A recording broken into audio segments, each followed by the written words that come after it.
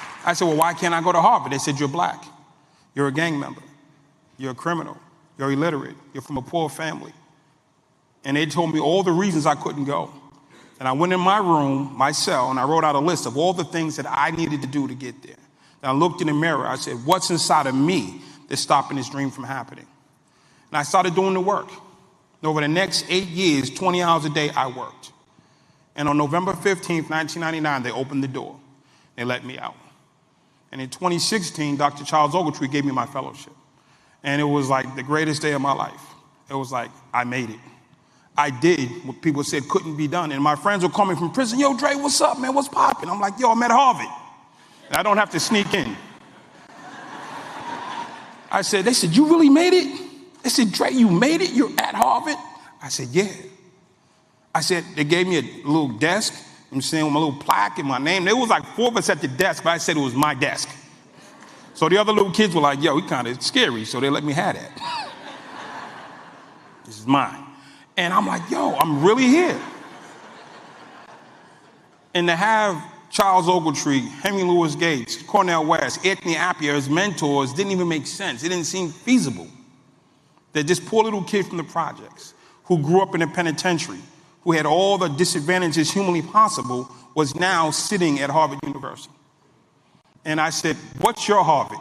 What do you want to be? And I started challenging them to do and be better. And it wasn't that long ago, I met a company. They're out of Texas. And they have these things now. In case you don't know, this is a prison tablet. There's a company called Inventive. And the CEO named Dave Abel, super good guy. He said, Andre, you visit prisons all over the country. That's what every week I go to another prison. Every week I'm in another prison. Every week I'm in another prison. And I'm trying my best to be helpful. And he showed me this. He said, if you make a video or a training, I can hit a button and put your information in front of 650,000 inmates at one time. So what we do now, we have Second Chain University, where we educate people in real time on these habits. They're not left behind just because they're in Nevada or Wyoming. They're not left behind because they're in Fulton County or Rice Street. They're not left behind regardless where they are. They be in their cells, on death row, in solitary or GP or protective custody. And we can reach them in real time.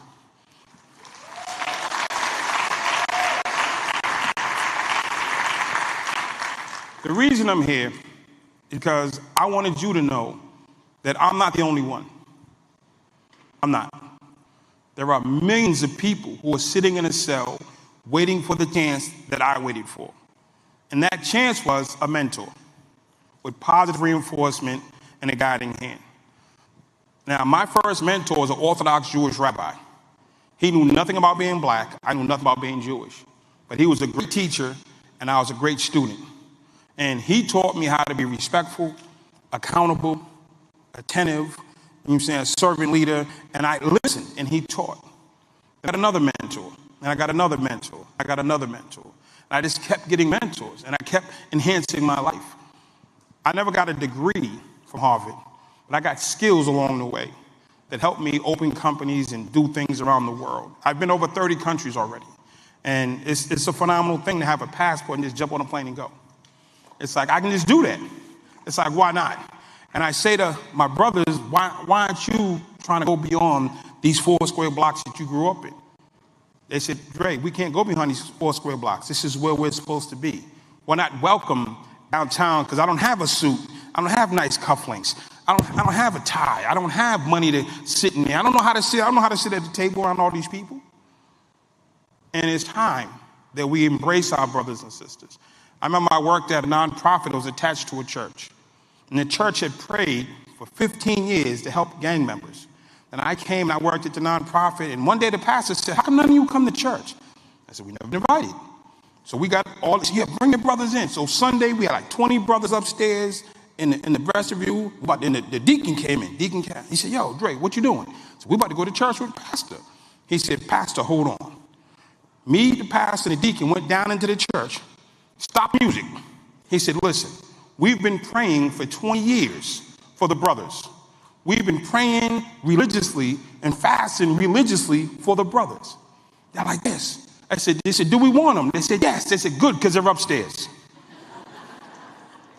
They said, do we really want them? And everybody said yes, and we came downstairs, and within 2 months, it was all out the front door. They're clutching their purse, holding their wife, hiding their stuff. I'm like, I'm not here to steal your stuff. Trust me, don't even want your wife, we good.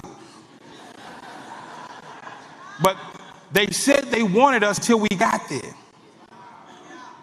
Do you want us? Do you really want us? Because we will show up, and we will show out, and we can do immensely great things in the world.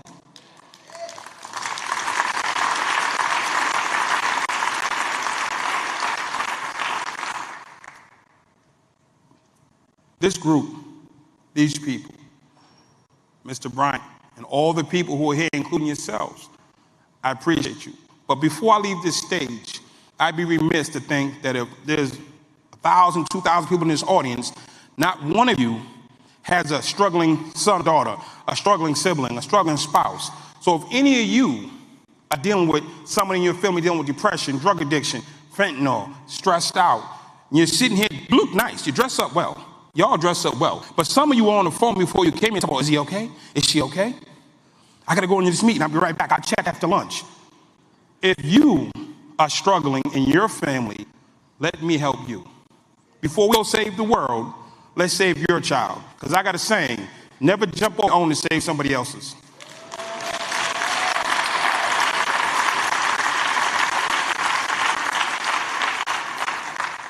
Everybody here is committed to your well-being as well as the next generations. But what good does it do to do all the great work and lose your own child? So if your child is in need or your loved one is in need, please reach out. We're here for you. For me to be one of the biggest interventionists in the world and you say, oh, that was great, clap, but my son's struggling and I'm not going to call him. No. So ladies and gentlemen, I appreciate you. I appreciate you showing up. It's been phenomenal. And we know where to find them. They're in elementary school. Thank you. Because the breaking of loose was through non-violence and not through violence. The aftermath is the creation of the beloved community. There was a moment when we could declare success, but justice and who has it and who doesn't is a contested idea. We still have poverty, we still have inequality. There exists this very broad skepticism that U.S. society can change and that they will ultimately reach equality in the country at all. Some of these biases that can be found all across the internet are now getting fed into these AI systems, and some are making really big decisions about us, from mortgages to university acceptance to healthcare outcomes. If you're not at the table, you're on the menu.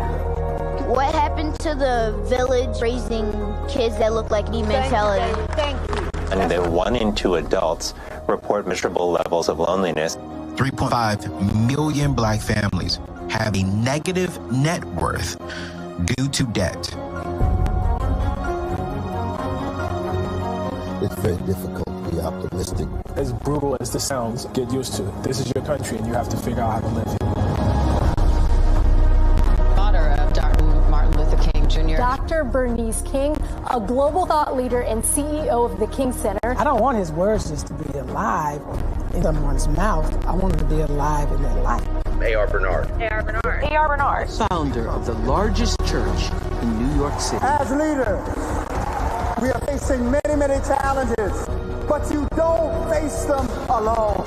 Ray McGuire found himself becoming one of the highest-ranked black executives. More than a decade at Citigroup for Lazard as president. I got no economic justice. I got no social justice. I'm not interested in the crumbs. Matter of fact, I'm interested in the cake.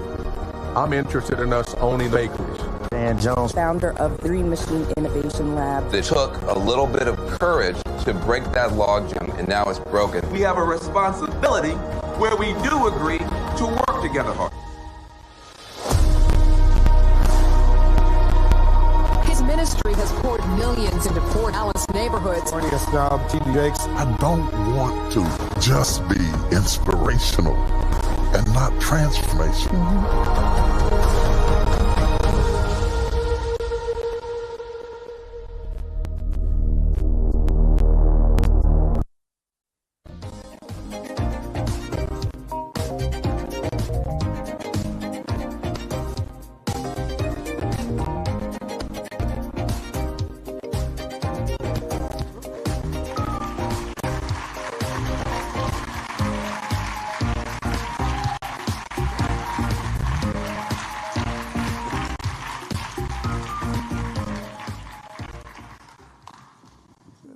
morning to the Hope Globe Forum.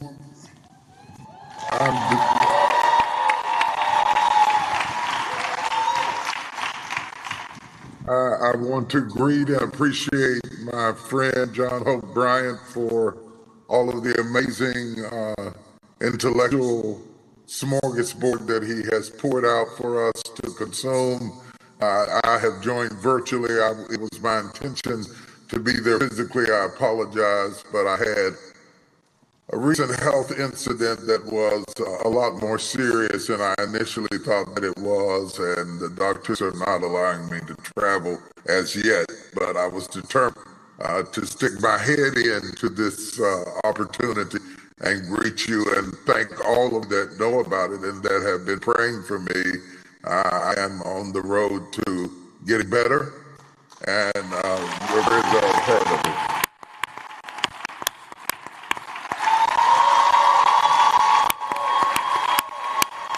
Thank you. Thank you. Thank you.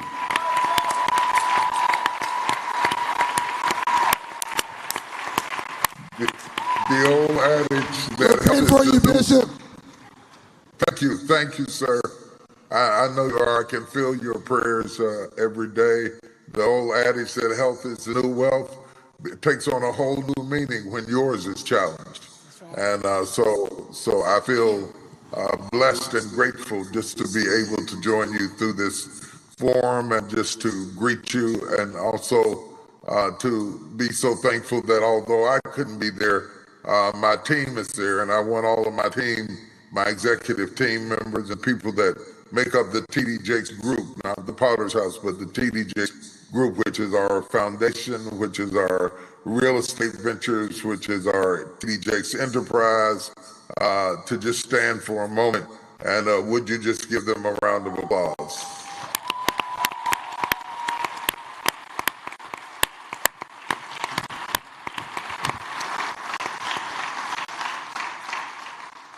I ask you to applaud them because you are better than the people that you surround yourself with.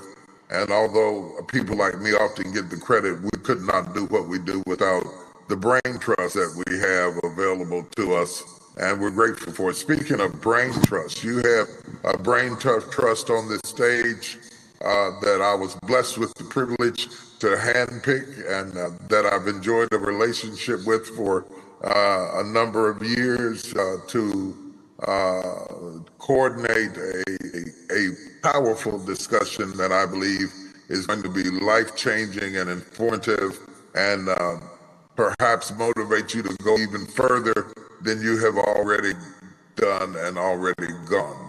I sense I cannot be the moderator as I was intended to be, and again, I apologize for that, but I'm doing the best I can. I have in my stead our COO, the TD Jakes Enterprise,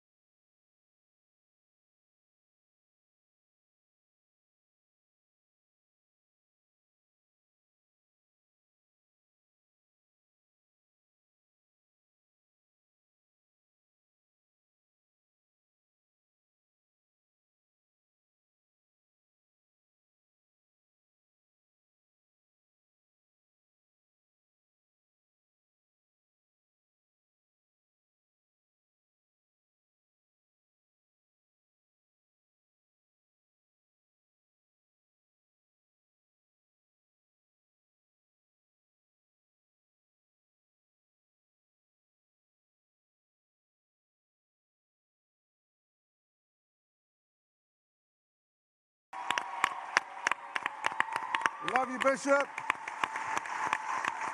Yeah. Come on, let them feel it. Let them feel it. Yeah.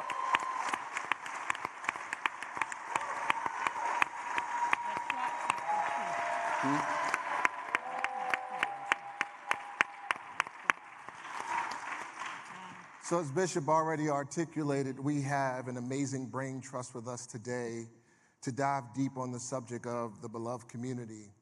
And when we talk about building a world where all people can thrive, where there is truly justice for all, when we come into forums like this that our host has so graciously put together all of this amazing content from thought leaders from all over the world, for us to be inspired and to think about how we can make the world a better place. There's no better group of people that is assembled on this platform today to talk about the beloved community. And since we are honored and graced to have Dr. Bernice King with us today, yes. And since my mama is probably watching, I'm going to say ladies first and ask you, your father popularized the term beloved community. What was his hopes and aspirations as he aspired into that place? Well, I didn't have a personal conversation with him.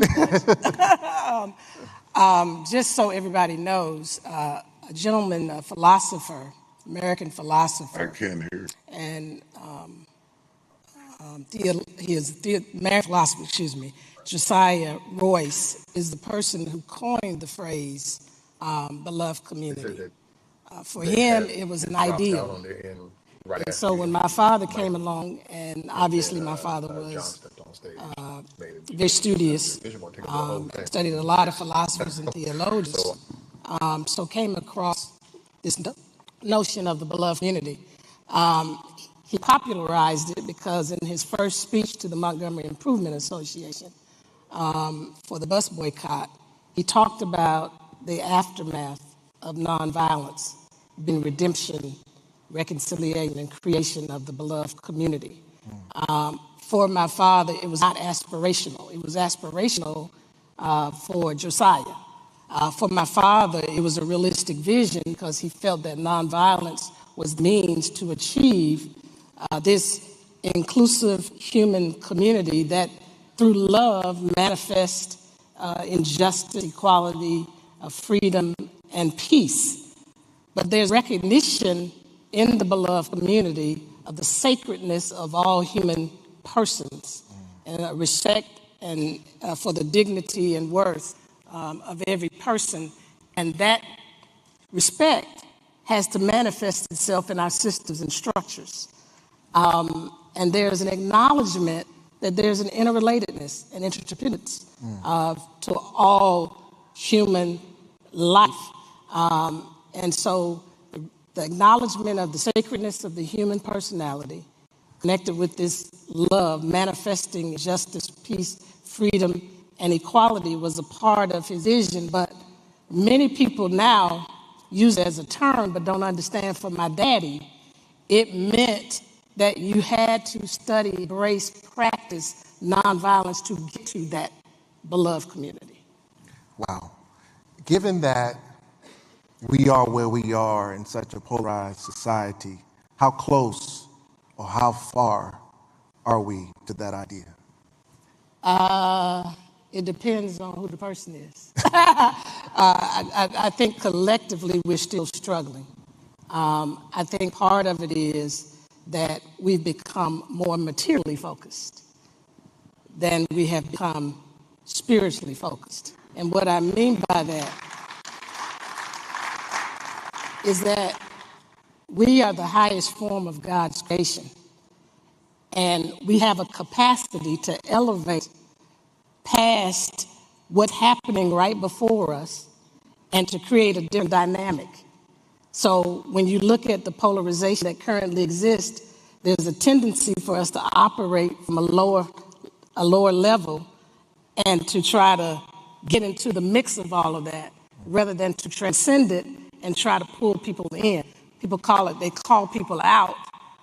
When you have a beloved community mindset, a love-centered mindset, focused on the end of reconciliation and creating an atmosphere of justice, freedom, equality, and peace. You don't call people out, you call people in and you call them up. Love that. Love that. Oh my God, I love that. That's amazing. You don't call people out, you call them in and you call them up. Right. Speaking of calling people up and calling people in, Dr. A.R. Bernard, you have had a legacy of work that have done that in multiple levels. You stand at the intersection of ministry and marketplace. You've developed communities. How important is it to have faith leaders as a central part to building the beloved community? Oh, my goodness. First, let me say that our prayers continue for Bishop Jakes. We're glad to hear that he's recovering and doing well. He plays a very, very important role in social discourse and political discourse as well, not just spiritually, in our society. So we're grateful, and we continue to pray for him. I just want to say that publicly. Bishop asked me to respond within a historical framework. I'll try to do that in a minute. Let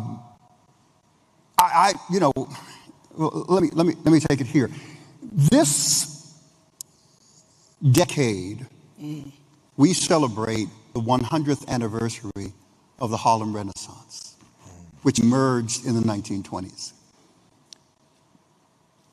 A collection of gifted Black thought leaders, writers, artists, and creatives convened to both react to the systemic inequities that were present in our nation 100 years ago and to proactively shape a new Black identity. They were inspired by the Great Migration of African Americans from the South to the North, looking for better economics, better quality of life. They were inspired by the war, World War I, in that African Americans felt that if they fought in the war for this country, it will show their loyalty, their passion for this country, and hopefully lead to greater civil rights. That was their optimism. The frustration was that what it actually led to was greater discrimination, greater segregation, and the resurgence of white supremacist violence, including lynching and racial riots. But it didn't stop them from thinking, because they began to turn inwardly to their own community. And I think that's important, because as we look back 100 years, it's amazing how parallel then was to now. We had a Spanish flu pandemic, killed 675,000 American people. We had the Red Scare, which led to the 1924 Immigration Act, where Eastern Europeans were reduced in terms of coming into the United States, and of course the ban of Asian Americans. We had the Red Summer of racial riots across the country. We had the KKK marching down Washington, parading in regalia, and then meeting with President Harding, as part of America and American history. We had a radical conservative shift in the social and political landscape. We had presidents who decided that they were going to engage in isolationism policy, which of course had international impact, because removing ourselves from an international landscape created vacuums that were later filled with totalitarian, nationalistic regimes that led to World War II. Tariffs were placed in the United States, and of course, nations reacted, which began to influence the global market. And I can go on, but the interesting thing is, and what we need to look at is, in the midst of all of that was happening, right? We had unprecedented economic boom and cultural innovation. Wow. And the Harlem Renaissance was part of that cultural innovation, because either change will lead us or we will change. And as I said, history doesn't repeat itself, people do. Right. So how could we observe what's happening today that mirrors 100 years ago and take advantage of what accompanied what was happening 100 years ago and is now happening today? I'm excited about the possibilities. So when we think about the beloved community that Dr. King spoke of, back then there was a tension because there were those who agreed with it because he was basing it on integration and a theological framework on the humanity of all individuals in the image of God. But then there were individuals, like in my neighborhood, we leaned to was Malcolm, who was saying, no, there has to be segregation. We have to develop our own.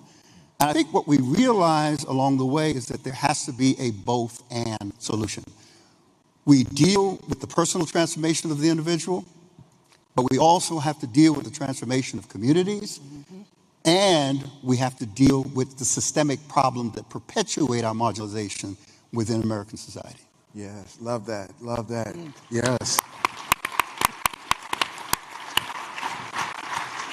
So speaking of the opportunity that's in front of us to actually take advantage of the history that we have, whether we view it as good or bad, you see it as an opportunity to learn and to grow from what we have done so that we can get to a more deepened community rather than having a shallow form of community or a fear-based community where oftentimes most people assemble around something that they are afraid of or something that they just don't want to deal with.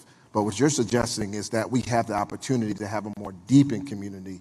We have with us the president of Lazard, Ray McGuire, and I'm curious as to your thoughts. What does that look like economically? How do we intentionally learn from past behavior, past thoughts, past circumstances to a more brightful, more hopeful future of an inclusive economy? So first of all, thank you for having me. I clearly am a member of the beloved community. I fell a little off my game, though. You have on blue shoes. She's got on green shoes. And the Reverend's got the highest in hush puppies I've ever seen. I got some custom stuff, but it looks like I'm still off my game. So. We have gotten a brief sermon, thank you. We've gotten a history lesson. I'm reminded of what King said in that letter. We are tied in an inescapable garment of destiny. What affects one affects all. And if I think about that, and I think about the history lesson here, and I think about the examples that we've had where we've seized the opportunity, the examples reside in the public figures who partnered with the private sector. And we know them all. We know of Andrew Young, and we know of Marion Barry, and we know of Harold Washington, and we know of Maynard Young, and we know of all the advances that took place under their leadership. The question becomes today, I guess 600 and some odd mayors representing 48 million people, 4 of whom are running the largest cities in the country. Where is the opportunity and how do we seize that opportunity? I have, for the past 40 years, been in the middle of the money game, so I understand how capital flows, not only locally, nationally, but globally. If I look at the dollars available, if we leverage our public platforms to benefit the beloved community, they are enormous. And so the opportunity exists. We need to start at the foundational level, as has been referenced in the first forum here, and that is education. We need to invest in education. What do I mean by that? If I look at black and brown boys and girls between the 3rd and 8th grade, 7 to 8 out of 10 are below proficient. Below proficient, it doesn't poll, and therefore leadership doesn't seem to be so focused on that. And why do I reference that? Because that then becomes a pipeline that gets us to the HBCUs so that we can graduate in less than 6 years and get the funding for those programs so that we get the opportunity to get the education. So I look at the landscape informed and inspired by history to say we have made progress. We seem to perhaps have stalled a bit, notwithstanding our leadership positions. We have not returned to the foundation which you referenced, which is the church. And it doesn't appear to me that we have learned the lessons that we knew historically that advanced us in every material category in which we advanced under that leadership: education, housing, healthcare, economics. And if I look at where we are today relative to where we've been historically, I'm going to be generous and say we have enormous opportunities to replicate and even better going forward than the riches that we were able to generate historically. So the examples are there in our community, faith-based, public, private. And if we just listen to and learn from those examples, the ability for our best days to be ahead of us as opposed to behind us are enormous. Wow. Wow. Amen to that. Speaking of, yes. Speaking of public-private partnerships and innovation, I was going to talk to us a little bit about, or ask a question or propose a question about the advances of technology and how it can be used to help to buoy and influence a beloved community. But just for a second, I think we need to take a moment and congratulate and celebrate our host, John Hope Bryant, for creating the AIPL. Yeah. That is absolute. Oh, come on, y'all. Our artificial intelligence pipeline. Amazing. Amazing, amazing. What role do you see technology playing in helping us to shape, or not, a more beloved community? Me? Anyone. I think that needs to go to someone else. I was trying to figure out who was looking at me. You were looking at me? I was trying to figure out who he was talking to. Yeah. So let me take a stab at it. You heard some of the statistics cited by John Hope Bryant when it comes to the investment in artificial intelligence. And we look at some of the colleges and universities that are now have been focused on STEM. We're now advanced beyond that, meaning that it used to be that if you were in engineering, you could code, that was the future. Today, you see a lot of that being dislocated by generative AI. What will not be dislocated by generative AI, about which we're not talking, is that in generative AI, we're going to need two fundamental things about which none of us are talking, about which there is enormous opportunity to have a foundational wealth: plumbers and electricians. I guarantee you today, in what is not known, in order for generative AI to exist, you need water, you need electricity. And then you need to retrofit the power and electrical grid in order for people to be able to access it. The things which we take for granted until we don't. When your water goes out, who do you call? Now, I know some of us have gone to Sears. It used to go to Sears and think we can do the handyman move. But the water goes out and there's a leak, you got to call a plumber. Right. Lights go out, you have no idea where the box is and how to fix it. Generative AI at a foundational level will make certain that those opportunities exist. Now, when it gets to dispossession or dislocation of human talent, that will happen at the most fundamental level. It used to be the case that we went through toll booths, we had people there who would give us tickets on one end, and then we exited, we'd have tickets on the other end. Today, that is all gone. You got a tag that says Easy Pass, and you can go through the fast lane and go through the tolls with zero human interaction.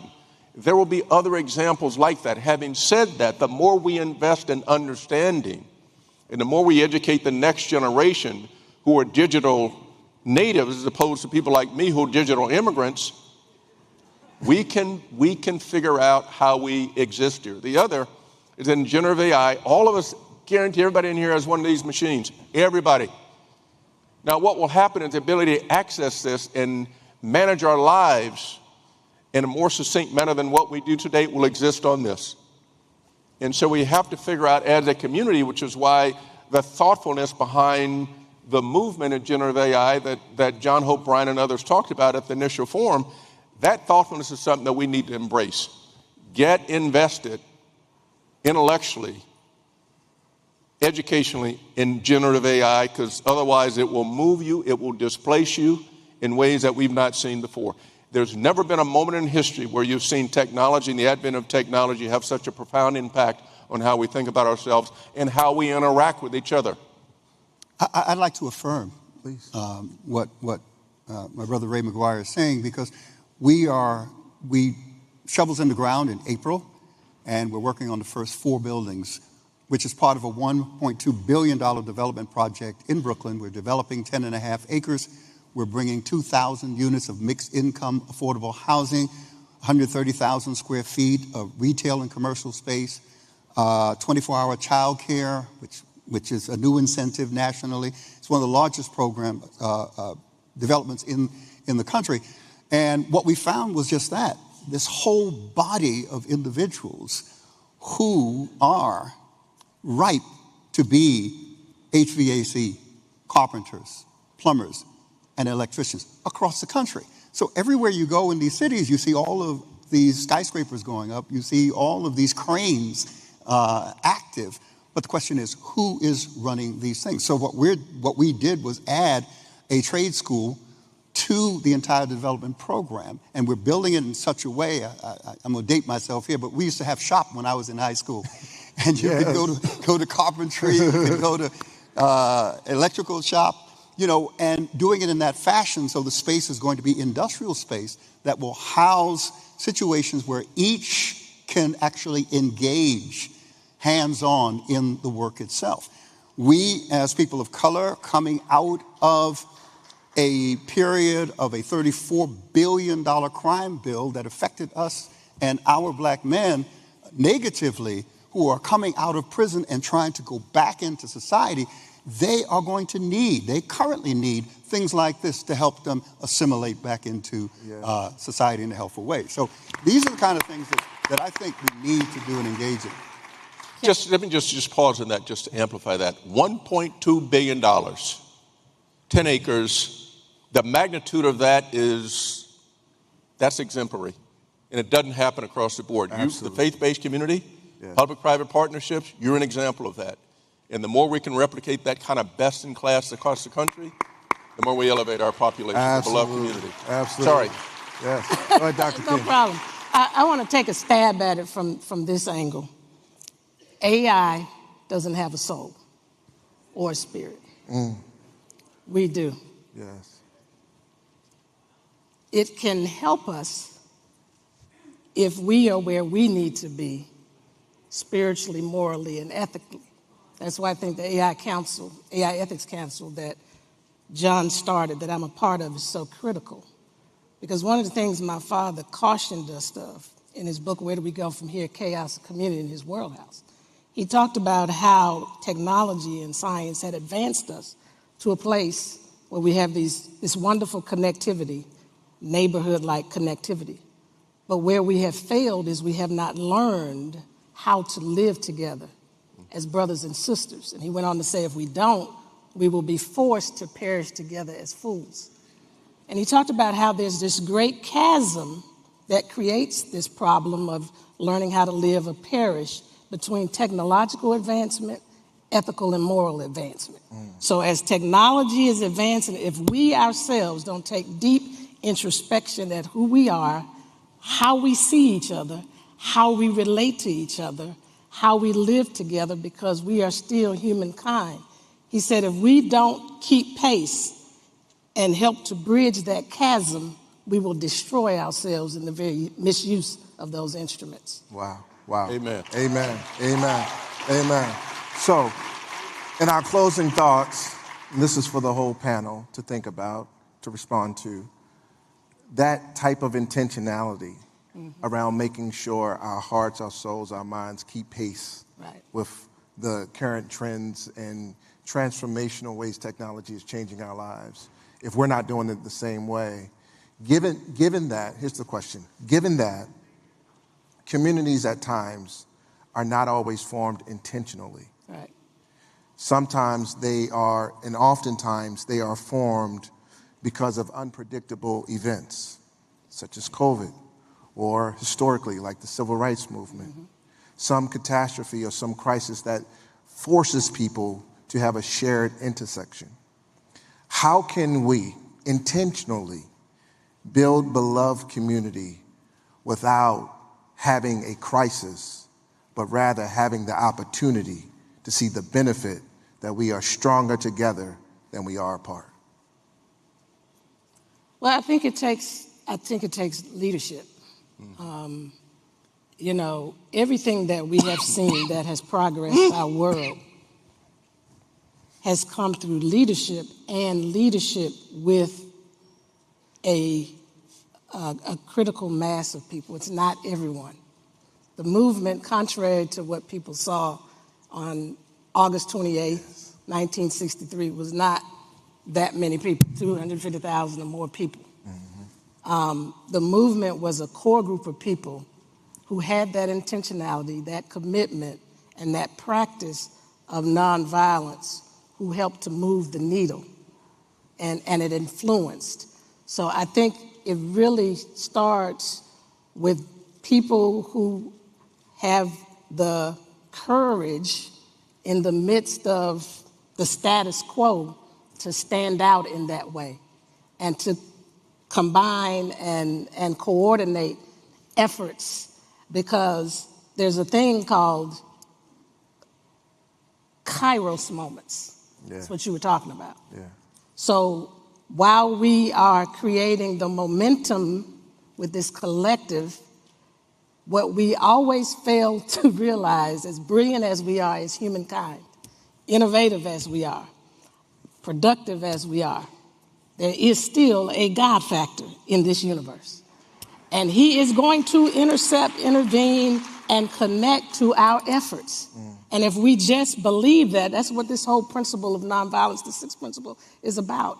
The belief that the universe, and those who are more religious, that God is on the side of justice. When you have that belief, you move in sync with that, knowing that your efforts combined with the collective, at some point there will be a connectivity, and it will move us into that next stage of true progression. Yeah, love that, love that. Dr. Bernard? I'll refer back to our project. It's based upon a particular philosophy. You can Google Innovative Urban Village. Throughout American history, we've responded especially to underserved populations, primarily people of color, by providing housing that actually warehouses one income band. So when you do that, you have at its inception, at the ribbon cutting, the social problems that will develop over time within that scenario. We wanted to change the idea that in underserved communities across the country, the way up is out. We in New York City, because of the high rent costs, we're losing a generation of millennials who have experienced unprecedented education. You're talking about 85 million millennials in this country who have not been able to translate that economically like the baby boomer generation or the following generation after the baby boomer generation, Gen X, I think. So they're moving, they're leaving. So we're losing that intellectual, creative capital that we want to keep there. So we want to change the narrative and say the way up is not out, the way up is to stay. Be a part of the community, but you've got to give them something to stay for. So that's why our mixed income goes from 30% AMI all the way up to 100% AMI. So you could make $100,000 and have an affordable place to live. We also built in 120 units of home ownership. So it creates upward mobility within the community itself. And our philosophy is based on four things. We're talking about environment, an environment that's going to be a quality of life that people love and want to be a part of. And that cuts down on the need for policing because the community polices itself. All of the stakeholders come into play. So you're talking about environment, people, creating an environment where people are in mind and their best needs. Also programming that serves those people. And most importantly for us, sustainability. So we don't build it today and in 10 years it's dilapidated and then we're on the news as, part of the history of this. So we build those things into it. So we have to approach it differently in terms of how we think through these things. So let me end where I begin. Often when I get asked how I got here, I say there are four things: prayer, preparation, performance, and paranoia. And let me end and begin on the first one. I guarantee you there's one place, and maybe only one place, that every person in this audience has attended. And that's church. And why do I say that? Because I think the foundation through the history that has been cited here, the foundation in what you referenced, the foundation on which we all stand is a faith-based foundation. Faith-based community, faith-based leaders have forged the future for us historically. There remains the opportunity for that leadership. And what you're doing, Dr. Bernard, and the values for which you stand and what you talk about, the necessity to have moral involvement in generative AI is essential. So look at the baseline from which we can never escape, especially in the beloved community, and ask, is that foundation solid? Do we have the leadership? Is the leadership leading the way it's been anointed to lead? Right. And if the answer to that is yes, then we give unto Caesar what's Caesar's and give unto God what's God's. And we move forward as a beloved community. If the answer to that is no, then you're going to have to answer to your maker at some point in time. The community will not have realized its potential, and our best days will reside in history and not in the future. Amen to that. Amen to that, yes. As we wrap up, I'll add this final thought. I believe this is why Bishop Jakes wanted to have this thought-provoking panel. Similarly, we're doing a lot of the same work across the country in building communities through our real estate ventures. I know our real estate team is here as well, through our foundation, and of course through our enterprise, which is a social impact holding company. You all give us hope in what you do, the work that you do, the legacy that you have created. You give us hope. And I believe that hope is the heartbeat of every thriving community. It is the rhythm that keeps us moving forward when the road gets tough. It is the thing that helps us to say to ourselves, hold on, better days are coming. And I strongly and firmly believe that better days are coming. Yes. The theme of this conference was the future. The future is a blank page. Hope gives us the ink to write whatever we want. So I hope and pray from this thought-provoking panel that you take that hope and that courage to build community wherever you are. Can we thank this amazing panel for being with us today? And thank John Hope Bryant.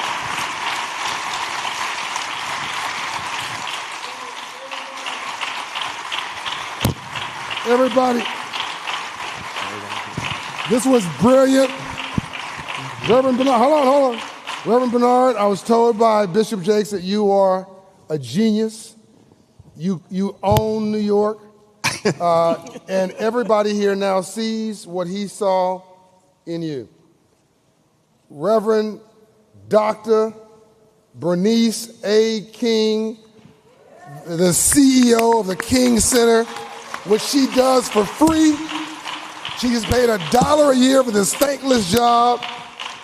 Now everybody else gets to go do something else. You marry somebody, you change your last name, you move to another country, you disappear. You say, what do you mean what I did in the U.S.? I'm in Jamaica. It's a whole other country. I don't know what you're talking about. Anybody else, you can go someplace, disappear. She can't go anyplace. She can't change her last name. She can't do any. She is Bernice. She's the daughter of Dr. Martin Luther King Jr. She's worn it with grace and style and dignity.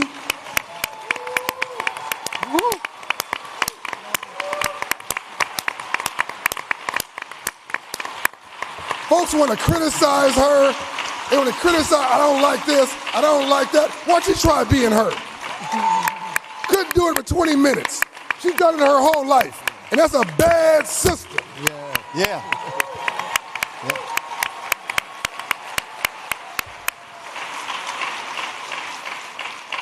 A secret weapon on this panel. Whoo! Ray McGuire. Yes, sir. That dude's making smart sexy. Let me tell you something. And I know you heard about vice chairman of Citigroup. Ain't no black person vice chairman of Citigroup ever, before or since. Ran for mayor. To me, that was the lowest thing on your credentials, running for mayor. Hold on. CEO, president of Lazard, in Wall Street. What black man you know run a Wall Street firm? But it gets better. The statistic I cite, I've been citing it since 2020. This is what leadership, this is how leadership matters. And by the way, Mr. Phillips, I know you're like the Tom Cruise of like theology. You're like the black Tom Cruise of like faith-based initiative or something. You're just cool from top to bottom. You did a great job today, Michael Phillips. Ray McGuire, when he was vice chairman of Citigroup, had his team author a report to document the cost of discrimination to the economy. No emotions, no bias. He knew that a social civil rights group couldn't do it. It'd be written off. He was hands off. He had his team do the work. He could do it because he was vice chairman. He directed his team to do it. I want you to search it. From 2000 to 2020, his team documented the cost of discrimination to the U.S. economy of blacks alone from 2000 to 2020 cost the U.S. economy $16 trillion. And it's documented further. If you just knock it off, it's just bad for business. Racism is bad for business. You just knock it off. You can hate black people if you like, but even the racists need the black person to succeed because GDP rises. If you just knock it off, the economy gets $1 trillion a year. Everybody paid attention to that. It's irrefutable. It wouldn't have happened if he wasn't vice chairman of Citigroup. Please give these people a round of applause.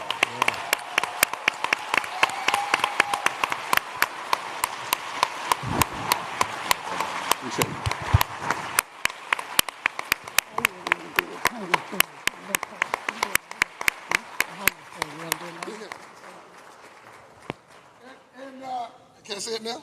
You want to do it? Say it whenever you want. Huh? You're the boss. Dr. King has an announcement for you. I thought you were going to make that announcement. No, go ahead. So Operation Hope and the King Center are partnering together to continue what they started. What your daddy started. Well, yeah, we'll say my daddy started, but what they are manifesting today, the work that they're doing, but specifically with the kids' savings accounts. We are partnering with Operation Hope over the next 5 years, leading to the 100th birthday celebration of my father.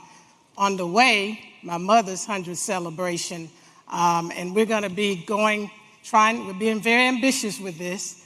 We're going to be going to 100 cities with the kids' savings accounts as a part of the 100th birthday celebration, and you will hear more about it. We hope you will join in with us. There'll be other initiatives that will come on board over the next year as a part of leading up to the 100th celebration of my mom and my father, 2027 for my mom, 2029 for my father. We want to manifest really part of what he was doing when his life was taken from him at an early age, his economic platform. A lot of people don't know that. They talk about daddy in terms of race, but they don't know that he had a very powerful economic platform through SCLC and Operation Breadbasket. So stay tuned. We're excited about it, and we're going to reach over 100,000, probably a million or more kids, and be able to invest in their lives, help to continue to increase their financial preparation so that they can be contributing members to our society. So we're looking forward to it. God bless you. God bless you. Good job. Hello, Atlanta Mayor Andre Dickens here. I am pleased to greet you during the 2024 Hope Global Forum's annual meeting. It is a great honor to serve as the co-chair for this year's 10th anniversary event alongside such influential thought leaders as Ambassador Andrew Young and Operation Hope founder and CEO John Hope Bryant. No city in America is better positioned to represent the future than the thriving, diverse metropolitan area that is modern-day Atlanta. We don't just talk about economic inclusion here. We practice it by driving a thriving, robust economy that engages everyone. We're pleased to build on our partnership with Operation Hope and our shared Child Savings Account program by serving as the first city to join the AI literacy pipeline to prosperity as part of our ongoing commitment to empowering Atlanta's youth. Seeing more Americans become financially literate is something that I and everyone here at Operation Hope are incredibly passionate about. We're working to make Atlanta a city of opportunity for all, where everyone can chase after their dreams. Thank you all for being a part of this worthwhile journey.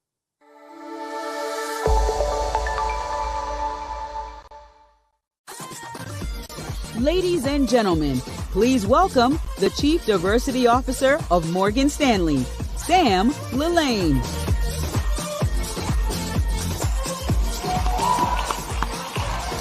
Good morning. Good morning, good morning. How's everyone feeling? Day 3. You still excited? On a personal level, I just want to say how meaningful that last panel was for me. I started my career 21 years ago at Citigroup. And like many people starting their careers on Wall Street that look like me, you come in, you start your career, and the first thing you think about is, can I be successful here? And we all know what those measurements are. When you look around, is there anyone that looks like you that has had that success? If you can't see it, you can't be it. And for me, in my beginning of my career, 21 years ago, I saw Ray McGuire. And that was the epitome of what success could look like for a black man on Wall Street. And to see where his career has continued to grow and to expand has just been amazing for me. So I'm just humbled just to be following him on this stage to share some comments with you all today. So Chief Diversity Officer at Morgan Stanley. I also lead our inclusive finance practice called our Institute for Inclusion, which I'll tell you a little bit about. And on a personal note, I'm a father to 2 young black girls. I'm a husband. I'm a first-generation American, first in my family to go to a 4-year college, first in my family to work in a corporate setting, and maybe that resonates with some of you in the audience. So this work that Operation Hope does is truly meaningful for me, not just in my practice at my job at Morgan Stanley, but me as a human being. And I hope you all can share that sentiment with me. So that's why we are proud at Morgan Stanley to be here today. And this is our inaugural year of sponsorship of the Global Hope Forums, because our mission and our values are aligned with Operation Hope. We have a number of core values at Morgan Stanley. One is committing to diversity inclusion. And by the way, in this environment, the time that we're living in now, it's important to say that that commitment is real and continue to affirm that commitment. That's one of our values. Giving back is another value, and we talked about the beloved community. Doing the right thing, moral and ethical competency. Putting clients first. We're a clients-driven business like many of those that are represented in the audience today. And leading with exceptional ideas. Those are our core values. And you put those all together, and that's exactly the values and the mission that Operation Hope seeks to provide in this community across the United States and globally. So we're thrilled again for that partnership for those very reasons, because there's so much alignment. Now, I could talk to you a little bit about the facts, the data, the transactional elements of what we do at Morgan Stanley from a diversity inclusion perspective, but rather I'd like to talk about 3 people. When you think about the anti-DEI rhetoric that exists right now in this country, I know we have a global audience as well, and that rhetoric is pervasive, not just the United States, but it's going to other markets and other jurisdictions as well. When you think about that rhetoric, what you watch on the news, what you read in the papers, what you scroll through in your social media, it never goes back to the people that are impacted by the work. So here are 3 examples that I want to share. One, you have your mid-level, mid-career executive, your employee that's midway through their careers and they're maybe at a standstill. Maybe they're thinking about what is next. Can I get to that next level? Can I get promoted? Can I get further advancement? I don't know what to do at this point. Then you have a high school student. You can think about high school students that you know, maybe within your own families. I'm thinking about primarily a high school senior, a young black lady, grew up in northern Florida, had dreams and aspirations of matriculating to college, but there were setbacks. Raised by a single mother and her grandmother, household income of $15,000 a year, and despite those obstacles, still excelling in classroom, still excelling academically, but not just that, not just taking care of her family, but giving back to her community. And the third group, which we've talked about so far in these forums, is our budding entrepreneur. Think of maybe the founder of a tech-enabled startup or a small business owner. What are the impediments to their future success? In all three of these examples, it goes back to the theme of why we're here, the future. The work that we do, whether it's inclusive finance or the traditional diversity inclusion efforts or what we're all doing collectively across our different communities, matters. It impacts lives. So to go back to that mid-level executive, that employee, we at Morgan Stanley, we thought we need to tackle this particular issue. The data tells us that we're increasing representation at the entry levels, but it's a pyramid. The further up you go, the further along you go in your career, it narrows out in terms of diversity. And we see that we're still dealing with that gap of diversity at the top of the house. So we redesigned our traditional learning development programs. We created signature development programs such as the Talent Accelerator through the Institute for Inclusion at Morgan Stanley, which seeks to represent and focus on a diverse group of employees that are trying to get to the next level. We identified where are those blockers, and we all know what those blockers are, right? It's across industry. It could be your manager. It could be your access to opportunity. It could be your platform. It could be just your skills-based knowledge and development. There's an old adage, what got you here is not what's going to get you there. That's something that I was told earlier in my career. And the sentiment there is all the hard work that you put into interview prep, doing well in classes, resume building, networking, that might get you in the door. But that same technique is not what's going to get you to the next level. So executive coaching, both one-on-one and group coaching, access to your peers that are navigating the same environment, access to senior leaders that can advocate and make connections for you. And importantly, everything you do through the training development program, your manager is doing along with you. Because if your manager can't support you along that journey, you can't get anywhere you need to. So that's an example of that first persona. Let's go back to the young woman, the high school senior. And again, you can think about whatever your high school student in your mind is. The impediments to getting the education of your dreams. You could control things like your academics, but can you control how you're going to pay for school? With a $15,000 household income, paying for school is not possible. But it's not just paying for school. It's actually being able to navigate it, because we all know the experience. Maybe you were able to pay for that first semester, but you're building up anxiety and confusion about how you're going to pay for that next semester, or the one after that, or the one after that, or the one after that. So what we sought to do is focus on a scholarship program that alleviates that burden. We introduced a few years ago the Morgan Stanley Institute for Inclusion HBCU Scholars Program, which to date has provided 60 full academic 4-year scholarships to incoming first-year college students at participating HBCUs, including here locally, Spelman College and Morehouse College. But it's not just writing that check. It's more than that. We know access and opportunity to be able to thrive goes beyond just getting into a school and be able to pay and stay in school for 4 years or whatever it takes to graduate. But it's also having access and opportunity and knowledge base. So we've complemented the scholarship portion with a board of advisors. Each scholar gets 3 board of advisors to their personal board, Morgan Stanley employees, a senior sponsor, a mentor, and someone that walked the halls of their particular college or university. Now I have 3 points of contact.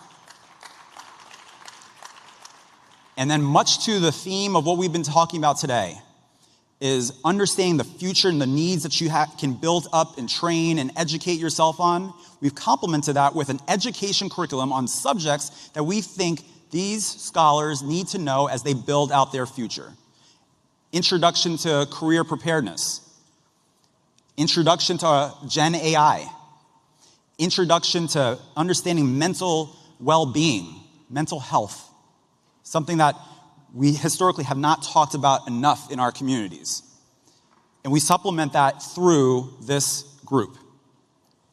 And then with our entrepreneurs, we have our Inclusive Ventures Lab and our Small Business Academy, which helps entrepreneurs, founders of tech-enabled startups, small business owners to scale, to get access to thought leadership, access to mentorship, and importantly, access to capital, access to investors, which is all within our network, to be able to get to that next level. So as I close out here, when we talk about the future is important. The future does not just happen for individuals, it happens with the collective group, a collaborative, such as this community, to build out that future potential in all of our people, including the 3 that I just mentioned. So thank you again for having me with you all today. Thrilled to be here representing Morgan Stanley as a sponsor, and we look forward to further engagement. Thank you all. Please welcome your MC, Emmy Award-winning journalist and host of Lawmakers on GPB, Donna Lowry. Hello, hello. How many are having a good time and thinking, oh no, it's about to end? Isn't it been wonderful? Hasn't it been wonderful? This morning has been fabulous. Every single day has been great. And so all good things have to come to an end, I guess. But we're going to keep it big all the way till the end. So you can be excited about this. The forums are all about bringing together some of the world's most extraordinary leaders to focus on building an economy that works for everyone. Inclusive economics. Next, we have some of the world's greatest economic and financial leaders. Let's give some applause for that ahead of time. Yes, we need them. They're going to discuss the future of finance. First, the CEO of the McCore Capital, Josh Lebel. And then partner, portfolio manager, and co-head of alternative credit in the Ares Credit Group, Joel Holsinger. Returning to the stage, the president of Lazard, Ray McGuire, and the chair of the Milken Institute, Mr. Michael Milken. Let's give them all a big round of applause.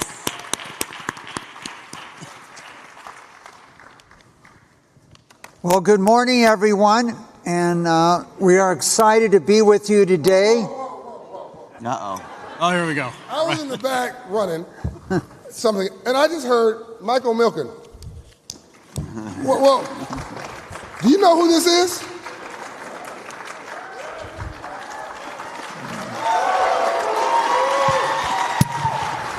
You don't have. He flew all night from Dubai for you and did not send me a bill.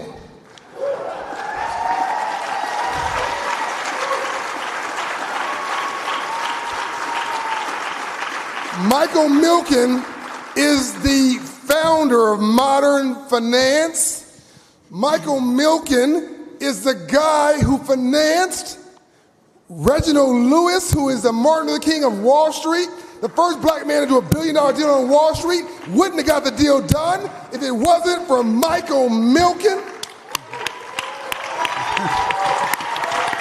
Good to see you, panelists. And the biggest funder of prostate cancer in the world, which affects black men disproportionately, is Michael Milken. Now, let's try this again. Michael Milken.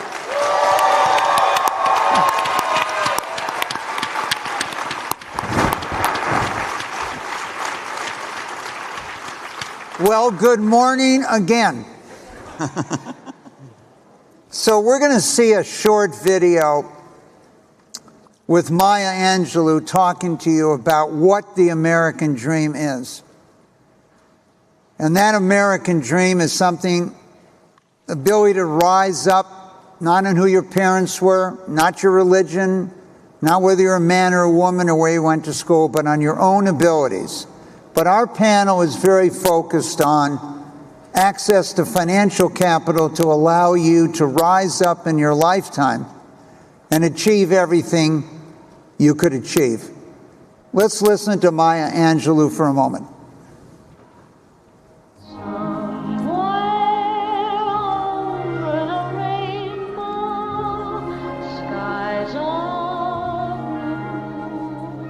What is dreamed in America is really no different from what is dreamed in Shanghai. It's the same dream dreamed in Cairo and Johannesburg. Everybody in the world wants a good job. Everybody in the world wants to be loved. Everybody who wants children wants healthy children, wants safe streets. Everybody wants to be able to count on good health care. Every living person. And everybody wants someplace, if he or she is religious, to propitiate God on Saturday or Sunday. And everybody wants a place to party on Saturday night. That is the dream. That is the dream. Oh, why can't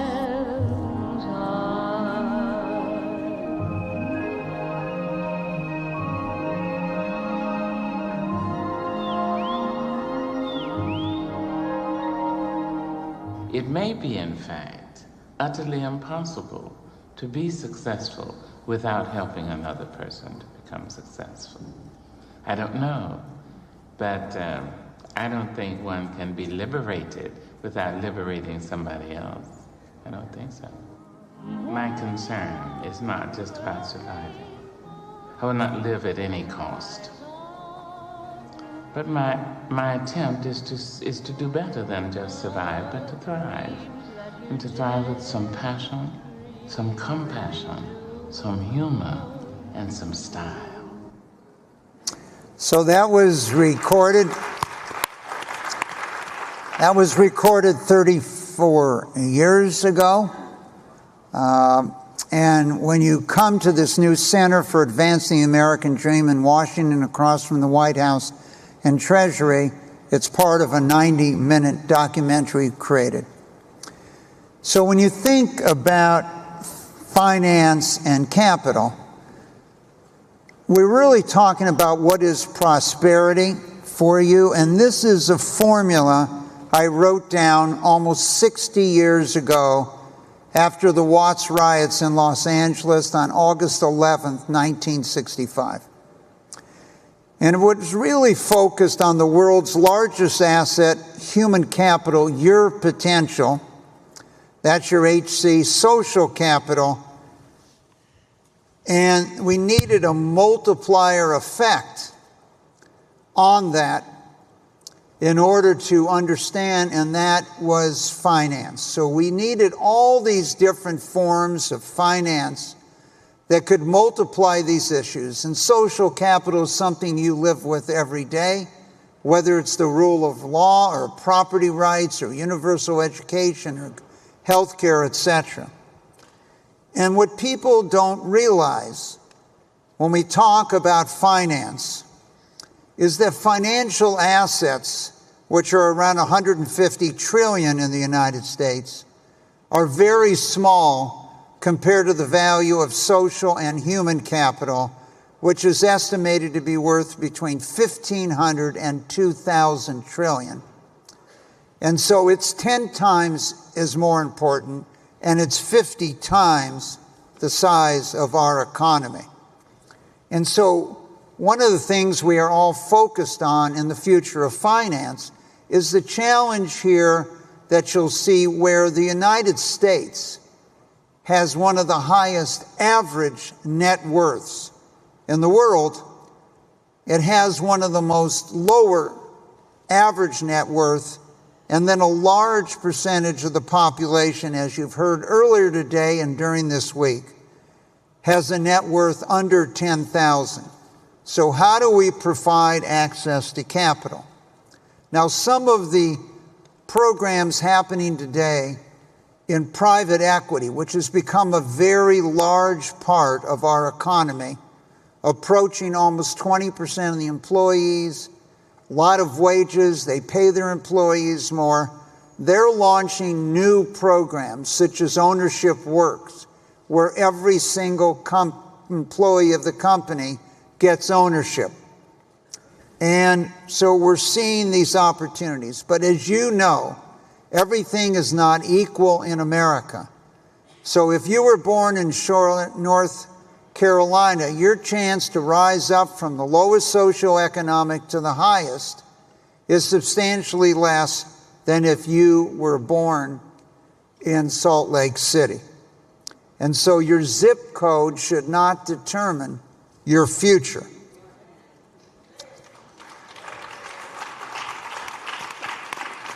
So there's a number of initiatives. One of these initiatives that's coming out is to give $1,000 in a tax-free savings account, no fees, for every child that's born in America, and others can. And we'll see in the next year or two whether this can be adopted. Many employers have offered to support not only the government giving $1,000 for everyone born, but contributing to these funds, so you never have to borrow to go to college in your lifetime. Another one is Invest in America accounts, similar to what's going on with the federal savings program. And can we create these accounts for everyone that doesn't have a 401k or some other?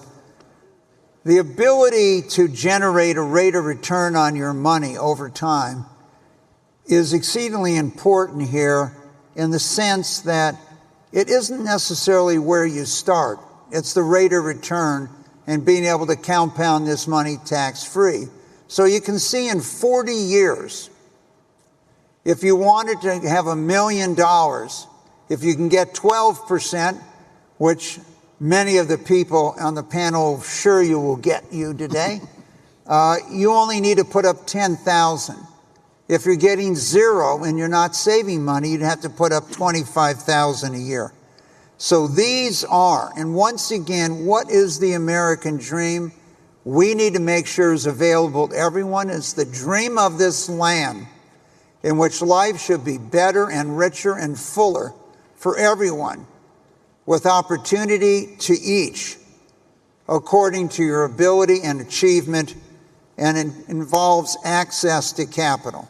So to begin with, many of the new structures that have been created in these money management accounts have been created so that part of the benefits of these rates of return go directly into areas of health and education.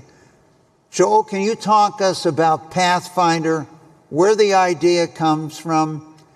As I see it, you're going to eventually give away $200 million here to the world in the sense of healthcare and education as a byproduct of success of these funds that you've created. Yeah, and so if you look about the way we invest at Ares, we have about $470 billion, and the group I manage is about $45 billion. And I joined 6 years ago, and to speak to a little bit about what's talked to today, it's really been a story of hope, it's been a story of progress, and it's been a story of karma. If you think about it, and you talk about the American dream, Mike, I am the living American dream. You know, I'm a poor, my dad was a Baptist pastor. I grew up in Oregon and Idaho, kind of had to put myself through college, had to pay through that, had to go to a state college to do that. Somehow ended up here. Had no business ending up here, if you think about the zip code, as you mentioned, that I was raised in. And, you know, I wanted to come up with a way to give back. I didn't want trust fund kids. I wanted my kids to earn their own way. I wanted to be able to give back to charity, as you have, obviously, across your family foundation. And so when I joined Ares 6 years ago, I had one simple ask. I said, I will run this group on a co-head with alternative credit, but I want to have a charity tie-in to whatever I do next. And I was inspired by a trip I did to India 7 years ago. And when you're in the slums of Dharavi and Mumbai, it inspires you. You get a lot of perspective with regards to what's really important in life. And what we came up with regards to the funds and our flagships is at least 10% of our promote, which is the way we get paid, our carry, our promote, our profits that come off of the fund that we get paid, our portion of it. At least 10% of the profits of that fund, half from Aries, half from our team, goes to health and education charities across Africa, across Asia, across the US, and across Europe. And so that multiplier effect, we now have over $17 billion of funds.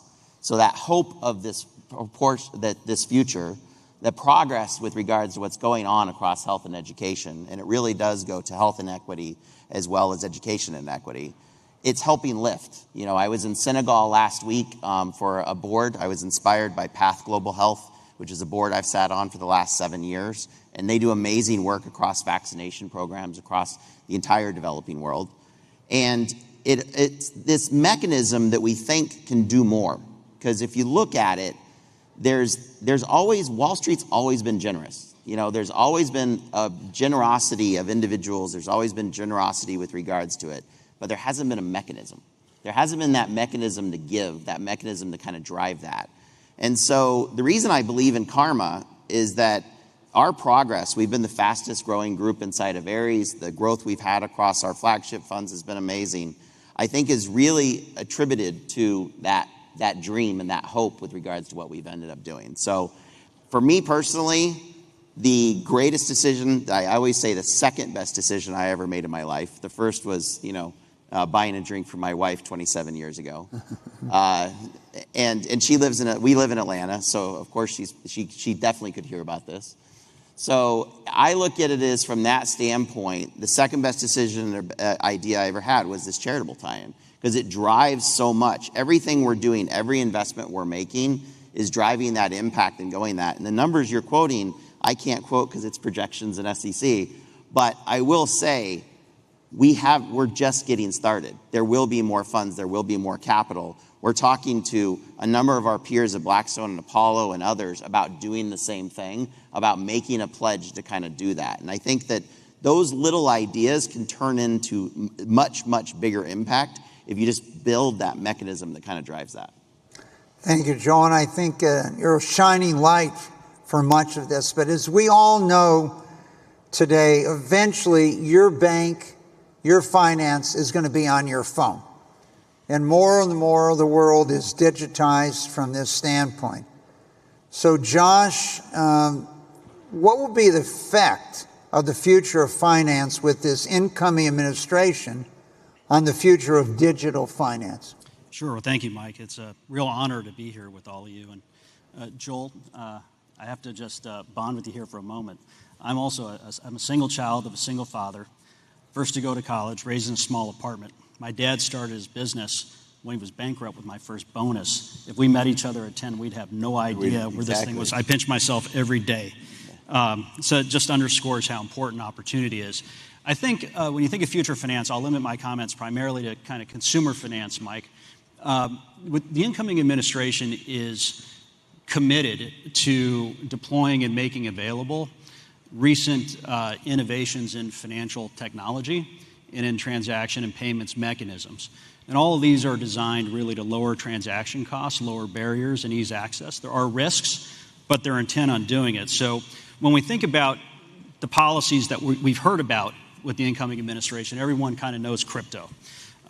So they are, and that's the least important of the two, but they are certainly committed to securitizing cryptocurrency assets, making it easier and cheaper and quicker for people to invest in them, store value in them, and sell them if they need to. The far more important innovation that's going to come is the regulations that permit the ability to transact and empower blockchain technology. So right now, 180 million Americans a year use things like Venmo to make peer-to-peer payments. The rest use credit cards or send cash. That number is going to go up dramatically. But in the coming years, you're going to be able to transact on something called the blockchain. So you'll go into a store to buy a pair of pants, say the pants cost $50. You will have put your savings in a particular blockchain. Let's say you would deposit $1,000 there, backed by a U.S. stablecoin with an underlying U.S. Treasury bond. So when you buy those pants for $50, you're really going to be giving the vendor, 5% of 1,000 par value of an underlying U.S. Treasury bond. You've got to fractionalize them completely. Well, what does that mean? That means you'll be able to transact instantaneously with close to zero fees, with close to zero fraud. And that should lower transaction expenses for everybody. And it's going to put a lot of pressure on credit card fees and on banking fees, which is good for society. So our large institutions will have to innovate along with everybody else. The last two things I'd say in terms of practical felt impact, the FICO score that we've all encountered throughout our lives, I don't think there's anyone in this room, including those up here, who have at some point in their lives looked at their FICO score and said, what the heck? It wasn't, we had felt misjudged by it. This new form of payment mechanism, the digitization of finance and payments, will enable new forms of credit scoring. So you won't be beholden to one company's view of what your creditworthiness is. And that's good for everybody. And I think, 100%. And I feel the same way, and the same thing will occur in insurance markets as well. So that you'll be insurable, the underwriters will be more, they'll be more available, they'll be more instantaneous, and they'll have better information. That's where this all goes. Thanks. And so let's talk about these transaction costs, all these costs that you feel are hidden. So there's tens of billions of dollars that people working here, whether they're from the Philippines, a nurse or something, that they would remit back to their own countries. And many years ago, 10 to 15% was taken out. Today, that's moving towards zero cost to move money. Your new initiatives like Earned In, if you get paid and you're living paycheck to paycheck, but you get paid every 2 weeks, there are these new things being launched with employers, etc., Walmart and many, where you can borrow at a zero interest rate every day you work. So they'll advance your pay like you were being paid every day. No need to go to a pawnbroker, loan shark, or something for money. When I first went to Wall Street, it cost 1% to buy or sell a stock. Today, it's close to zero. If you want a mortgage, what you can get online, etc. And so the goals when I went to Wall Street so many years ago in the late 60s were to create more points of light. You didn't want 10 people to decide who could get money and who couldn't get money, and they didn't want young companies or minorities to have access to capital become competitors. Today, there's tens of thousands. So the suppression of cost and making it easier is what Joel really focused on.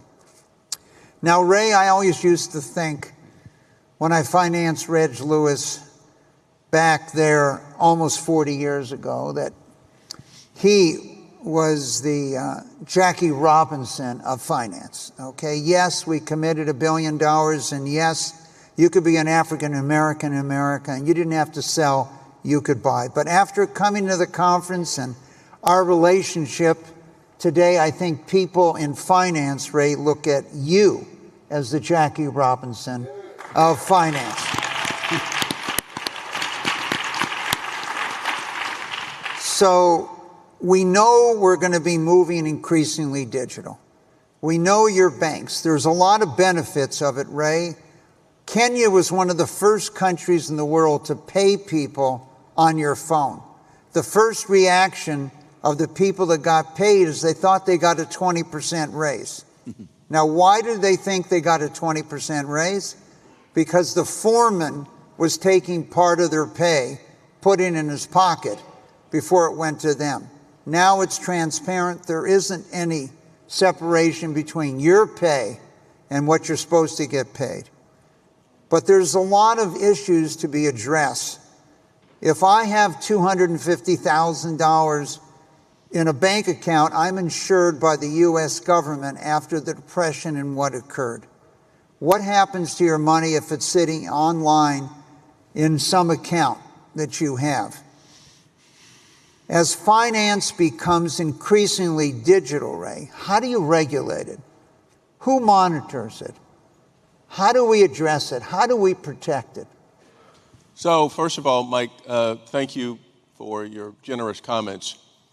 It cannot be overstated the impact that Mike Milken has had in the world of finance.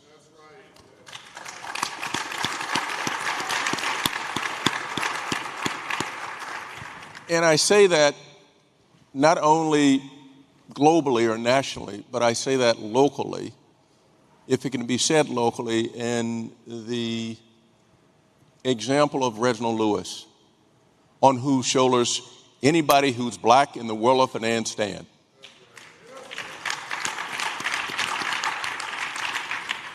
So let me be bright, clear, and unequivocal. No Mike Milken, no Reg Lewis, no Ray McGuire.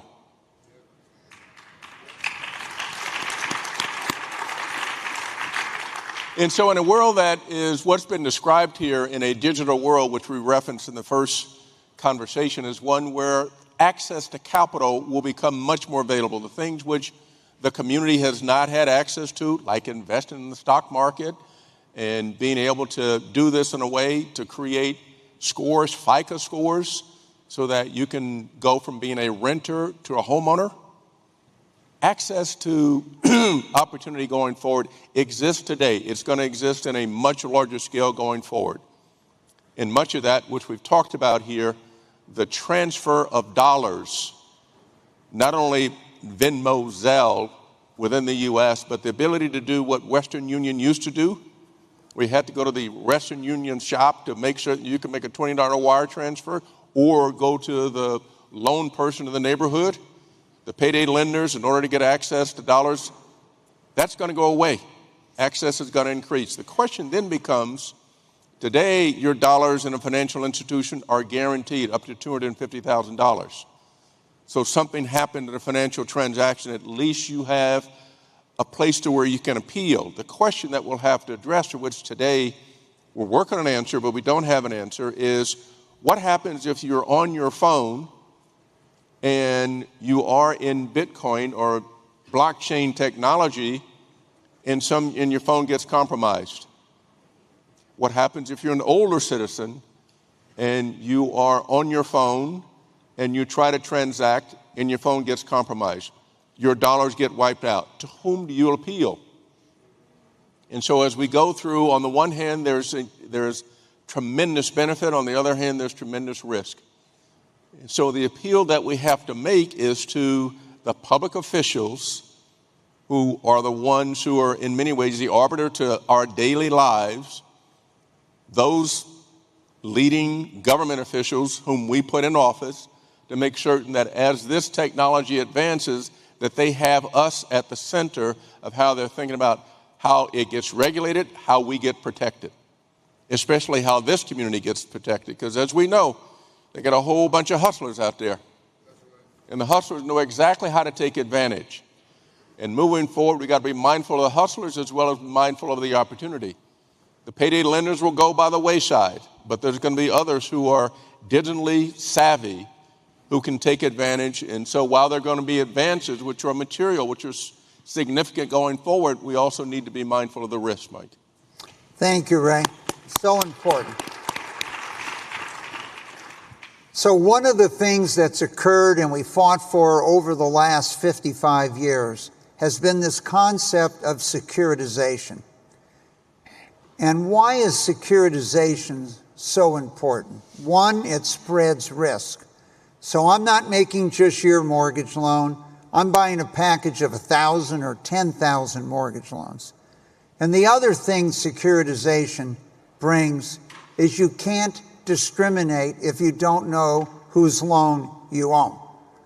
And so once they're pooled and put in a group, whether it's your auto loan, whether it's your mortgage loan, whether it's your car loan, that loan, the people that buy those loans doesn't necessarily know your name or the person they lent money to. They're looking at it as a package of loans in an area. Now, the increase, and probably the fastest growing part of Ares, has been in the asset-based lending. Joel, let's talk a little bit about how diverse this is as we find out different financial structures to meet the needs of society, building, etc. Talk about that growth. Yeah, I mean, what you've seen is that everything we do in alternative credit or asset-based credit is a portfolio, and it's a portfolio of loans, leases, and receivables. And all of those have contractual cash flows. So everybody in this room here today touches what we do every day. It's estimated as large as the direct lending market is, about $4 trillion. The asset-based finance world is over $30 trillion. So about the size of the U.S. economy across that, and that's just U.S. and Europe. And the reason it's so big is every time you stream something on Netflix, it creates a contractual cash flow.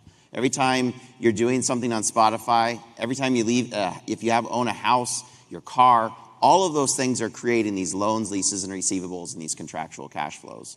Let me just ask a question. Yes, sure. For those of us who are less familiar, what is asset-based financing? So asset-based it's the underlying loans, leases, and receivables. So every time those assets are created that Mike's talking about, whether in the securitization market or outside of the securitization market, when you're taking that loan, that is getting bundled into a larger portfolio, whether it's on a house, whether it's on an equipment lease for a corporate, whether it's on a consumer loan, as you were talking about on some of the buy here, pay and others. And if you look at that market is huge. If you think about what's the multiplier effect, the multiplier effect is simple. Money makes the world go round. Credit makes money go round.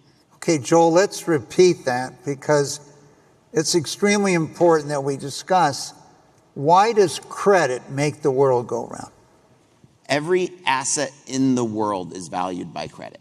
If you think of private equity, it's driven by credit. If you think of your house and the ability with regards to your home price, it's availability of credit. If you think of the price of your car and the value of that car, it's available by credit. Even sovereign and countries are driven by credit and their ability to get access to credit. And it's interesting, I'm a history buff a lot like Mike, not to the same degree.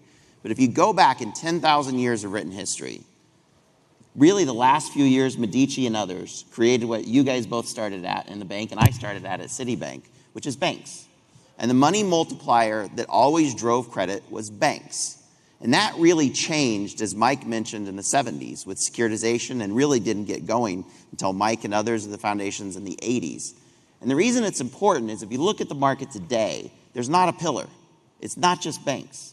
If you look at the market today, there's 5 pillars. You've got banks, you've got securitization market, you've got insurance, you've got private credit, and then I throw pensions and sovereign wealth into their own category because it's different pools. And all of those 5 pillars, if you think about systematic risk and other things, 4 of them are matching to their underlying liabilities. They're structured in a form that works and continues to grow and can continue to expand and continue to grow the valuations. 1 doesn't. It's banks. Because you're borrowing short-term and you're lending out long-term. And so when you think of the future of finance, you think of that ability to rise up, you think of that ability to lift, it all starts with credit. Because that availability to credit, that ability to lift that, and you see nothing more than an asset base. The reason it's the fastest growing is it's the biggest market. And this market is no longer dominated by just 1 or 2 pillars. It's now touching every one of those pillars. As you see the growth on insurance with regards to annuity markets, as you see the growth across private credit on some of the illiquid side, as you see the growth across the sovereign wealth and pension funds. And we both compete and we partner with each other. So when you think of the 3 things that really drive prosperity, in my mind, it's simple. You have to have your health, you have to have an education, and you have to have an opportunity. And the opportunity really only comes from capitalism and the ability to lift up.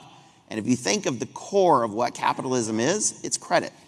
It's the thing that drives everything that drives this market. It's something you figured out, obviously, 50 plus years ago, but it's misunderstood. And when you talk about things like credit, it's why financial literacy is so important. It's because if you don't understand credit, you have no shot to succeed in this world. Your ability to look at a P&L, your ability to look at budgets, your ability to take a home loan, your ability to grow your business are all dependent on that function. So the democratization of credit has already started to occur because it's no longer held in some building in the middle of nowhere with, in New York with regards to just banks where we all started our careers. It has now been democratized across those 5 pillars and continues to grow and continues to increase the access. So it was almost 60 years ago at the Watts riots that I met this young African American man as we watched the building burn down that he worked in. And when he woke up in the morning, he had a family, he had no savings, and he had no job. Now, he did not participate, but he did not stop it. And he told me that next day that his parents, his father particularly, could never own a business because of the color of his skin. And his conclusion in the early 30s is that he would never be able to borrow to start a business. Now, this was a ridiculous result of not understanding value and the potential of people. And it caused me to change my major and go back and study, as Joel said, credit in 69. In 65, I began, and in 69, we completed the initiation. But this democratization of capital takes many forms. And as Joel said, it took securitization. So you have an idea of creating a little store, whatever it might be, a fast food restaurant, but you don't have that much capital, so you're going to start franchising your idea once it works. You now can sell your franchise fees to Joel and others who will securitize that. So it eliminates and provides access with the democratization of capital. As Joel said, there are tens of thousands of people you don't know who could decide they're willing to give you capital to fulfill your objectives, whatever they might be. And so, Josh, you've talked about the reduction of transaction cost, the interest rates coming down because of competition, not having to pay fees. But are there risks? We understand the benefits, and raise some of them, but what are the risks you see to consumers by this digitization of finance? Well, I think Ray's comments really started to nail it when you talked about the hustle, right? There's always a hustle. Right now, for years it was payday lenders in neighborhoods. There's always a hustle. So there's a hustle here too that we have to watch out for. So we talked about maybe using a U.S. stable coin to go in and buy a pair of pants, right? But let's say you're a 20-year-old or a 25-year-old and you're at a restaurant. You bought your meal for $20, you go up to the bar and you're getting a beer. Maybe it's your second one. And since we're in Atlanta, I'll say you look up and you see the Falcons on TV. Rise up. Right.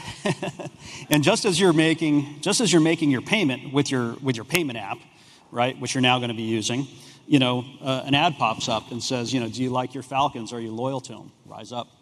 You click yes. And the next one says, well, are you man enough to lay a wager on it, at these odds, for the rest of the game? And I assure you that the odds of whoever's doing that, the odds they're giving you are not going to be the odds that you would get in a more formalized, regulated gambling environment. So last I checked, it's illegal for a bookie to walk into a bank and take bets when people cash their paychecks. So we need to make sure that the equivalent of that doesn't happen. We evolved to make these decisions slowly. If a tiger's chasing you, you can make a decision fast. But things like financial risk and what to buy, we didn't evolve to make those decisions in 30 seconds. And we've seen the same thing in social media, right? People get pleasure from making decisions fast and looking for affirmation. We need to make sure that that whole dopamine brain cycle doesn't get implemented in our new, vast, and probably for a while relatively unregulated payment system, so that people can be separated from their money quickly. So I agree 100% with Ray's concerns, and that's just one small example of how that sort of thing can happen. Ray, today you sit at Lazard. We'd have been a lot better off had you sat in the mayor's office in New York City.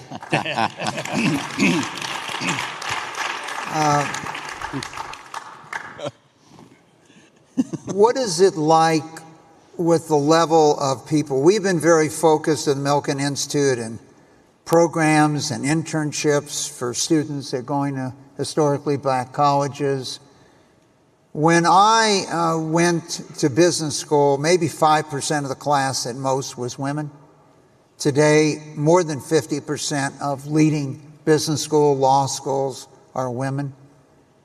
What does the class look like at Lazard? How well are they prepared and educated today when you bring the young people in? And how diverse are they? You know, as we think about our world, there are three pillars, to adopt your analogy here, on which our firm, in any one of these firms, exists. That is strategy, clients, and talent. We've outlined a strategy. Peter Orzag, our CEO, has outlined a vision for 2030. And we are focused on, we know the clients are, we need to make sure that we got the best and brightest talent. Human capital, which you identified in one of your earlier, if not the earliest slide, is the most important component of that. And notwithstanding all the advances that we make in technology, it will never, ever displace experience and judgment. Experience and judgment, especially the judgment part of this, is that factor which distinguishes our firm from every other firm. In addition to the ability to develop relationships that are trusted relationships, which you can't breach, goes back to what Dr. King was saying, the human moral compass that we all need to apply. And as we apply that in the world of business, make certain that the talent that we onboard and the talent that we train has a North Star, because any breach of that has an impact on the brand. And so we are focused on identifying and training and recruiting the best talent and making certain that that talent engages in the firm and pushes the firm to realize the values for which they were attracted to the firm from the outset. What's important in any of these institutions, the most important is that leadership. Different than management, it's leadership. And as if each of us thinks about the experiences that we had on any team on which we have been involved, it is the leadership. It is the coach, whether or not the coach has got a vision of how we go about and compete within the realms of the rules of engagement, but make certain that we bring our A game to every match. Win or lose, but bring the A game to every match. And as we identify the talent, we're looking for the people who are best and the brightest. And we cannot in any way retreat from that standard. And each of us, as we've talked about our modest beginnings, has had to be able to go and compete and become amongst the best and the brightest in order for us to sit on this stage with you, Mike. One thing to add to that is it can't end with opportunity. And I think all three of us has been involved in this from the standpoint. We funded a program at Ares called Alt Finance, which gave $30 million across to HBCUs. And you need capital, you need opportunity, but you need mentoring, because you need that mentoring to be able to do. And you guys have hired people out of Alt Finance and the Lazard. We've hired them into Ares. Milken Institute has hired them also. And I look at it as from the standpoint of there is a socioeconomic piece of this you can't ignore. I kind of came basically out of trailer trash, for lack of a better word. And if you think about that from the socioeconomic standpoint, I still remember when I got started at Citi and I got the opportunity. But I had an amazing mentor. And that mentor allowed me to say, hey, go out in, on your forks and knives and, how to act right in the right situations, because I had no clue. We didn't eat out. We didn't do any of that stuff growing up. And so you can have that opportunity. The thing I love about Alt Finance, and I think it needs to be weaved into all these programs, is the mentorship. Because that giving back, that mentorship, that allowing people to have that opportunity to learn from what you've learned across that to me is just as important as the capital and the opportunity. So let me amplify this point and just go with the foundation of mentorship. Let me go to one step further. It's sponsorship. Yeah. There are programs that aspire to mentorship where the difference is really made is somebody who sponsors you, somebody who's prepared to commit their currency, whether or not it is some kind of social capital or economic capital. That currency gets committed. That's sponsorship. What Mike Milken did for Reg Lewis is sponsorship. What you're trying to accomplish here with Alt Finance, mentorship and sponsorship. The way that people advance is in the room where it happens. In the room where it happens. Do you ask the question? How's Pookie? How's Ray Ray? How's Shaniqua? How are they doing? I am told that they are best in class. We have a promotion coming up, and are they being considered in the promotion? And if not, tell me why. I'm looking at your compensation table, and you're telling me that they have outperformed. How are they being compensated relative to their peer group? Now, that's sponsorship and the ability to call across the industry to ask the question. If you're in the room, you can decide not to take on the opportunity, the responsibility to ask the question. But when you're in the room and you do take that on, then you get the humility of what that young man said when he was 21 years ago in this career. It ain't about me. It's about we and how we advance. And when we're in that room, do you ask the question? And that's sponsorship. So we've looked at the future in many ways.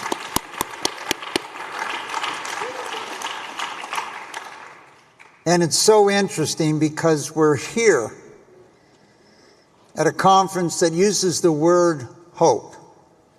And for so many, hope is opportunity, mentorship, sponsorship. And if you saw Hamilton, he wanted to be in the room where it happened.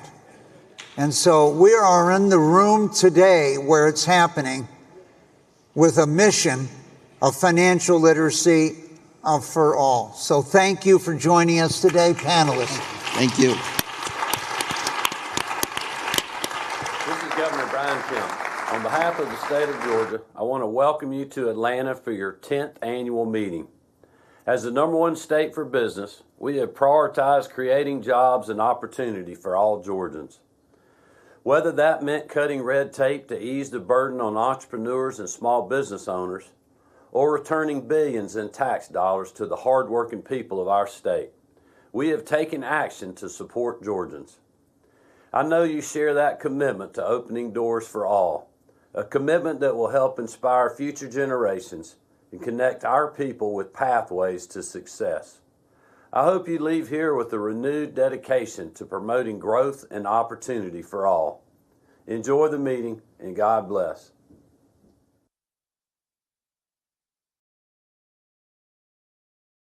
Everyone who's been out here so far, are you having a good time? Learning a lot?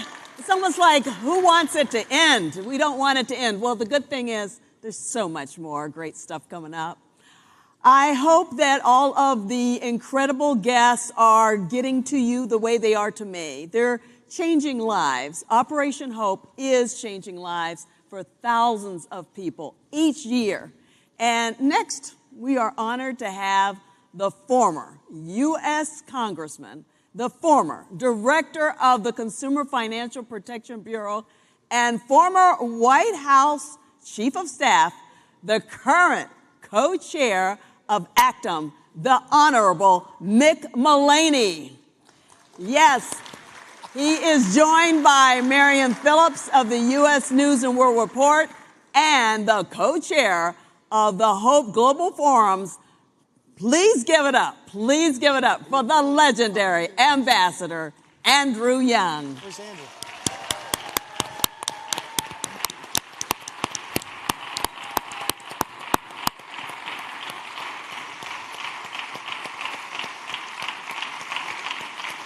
Here he comes.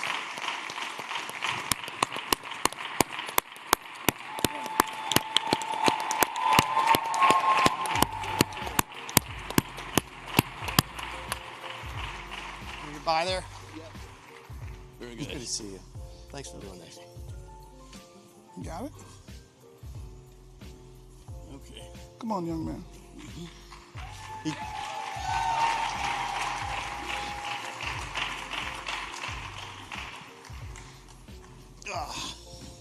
Hello.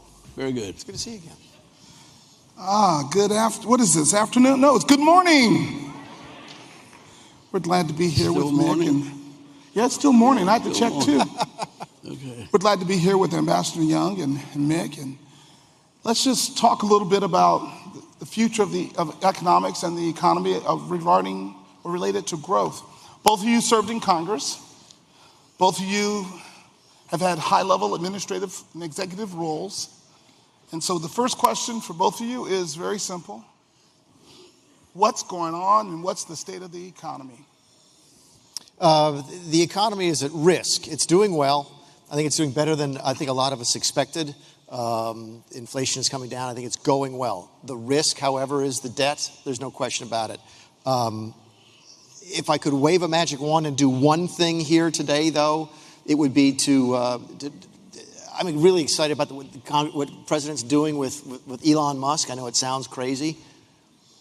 The young people I talk to, the entrepreneurs, the regulatory environment in this country right now is holding them back.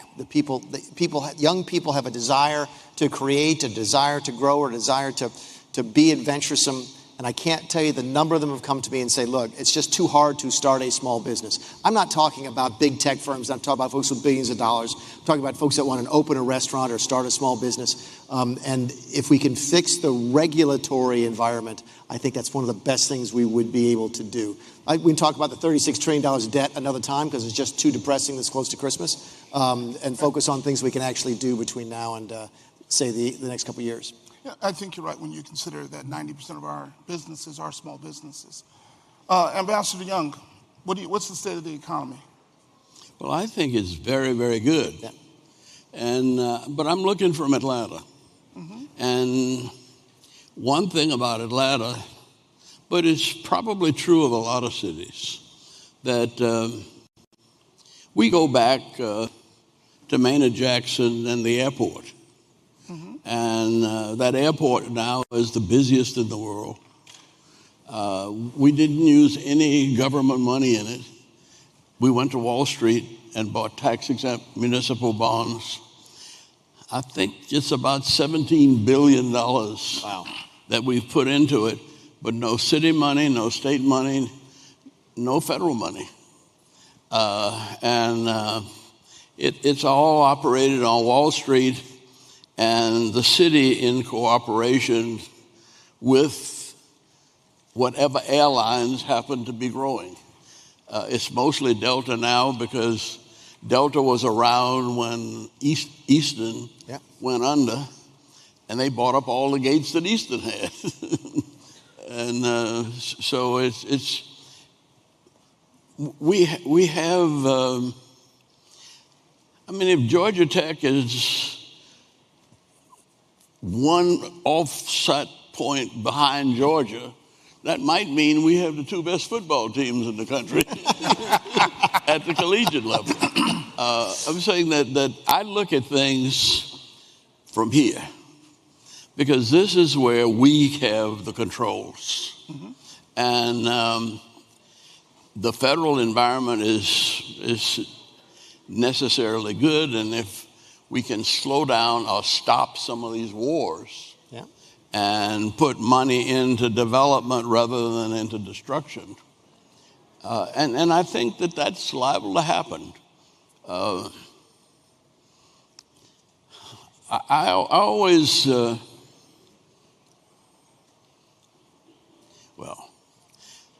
let me be honest, and I have been around here. Were you lying to us just now, or? Oh, I might have been.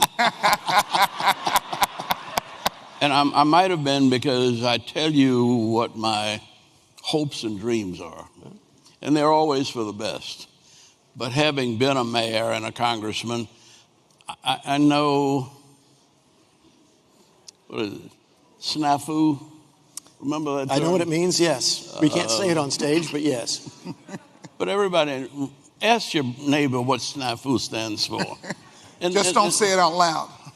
But that's always with us. We are human beings. And the news media makes us good today and bad tomorrow. But it depends on what they feel somebody's mood is. The truth of it is, I'm 92 and a half years old.